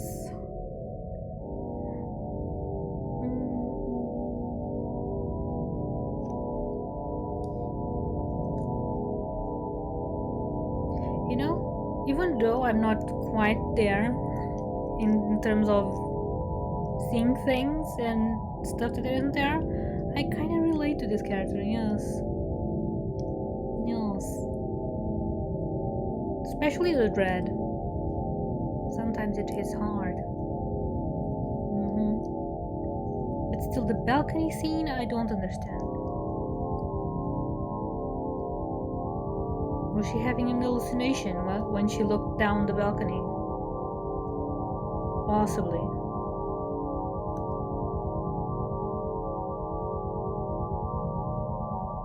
And why was she taken out of school? Was it because she was having hallucinations? think she explained why she sees stuff differently in the other game, but I don't quite remember.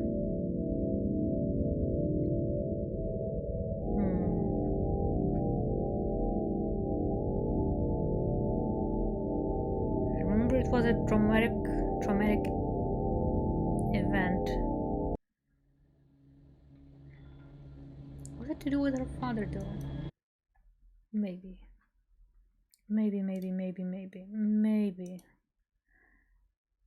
Okay.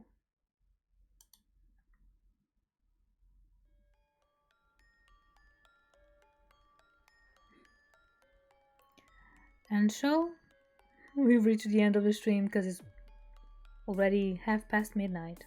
Yes. I have to apologize though. I had hoped the game was gonna be shorter, that I was not gonna get all the endings, and that I was gonna play Gothic. But such is life, I didn't play Gothic. Because I'd be random like that, yes. Either way, I'll come back next week. I hope I can come back with at least one more date stream, one more. But we'll see how it runs. We'll see. Yeah.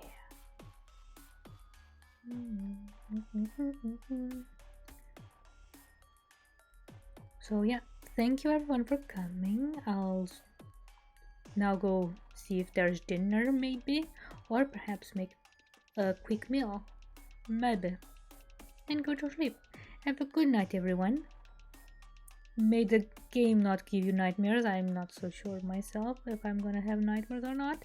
I hope not. But yeah, see you next week. Bye bye.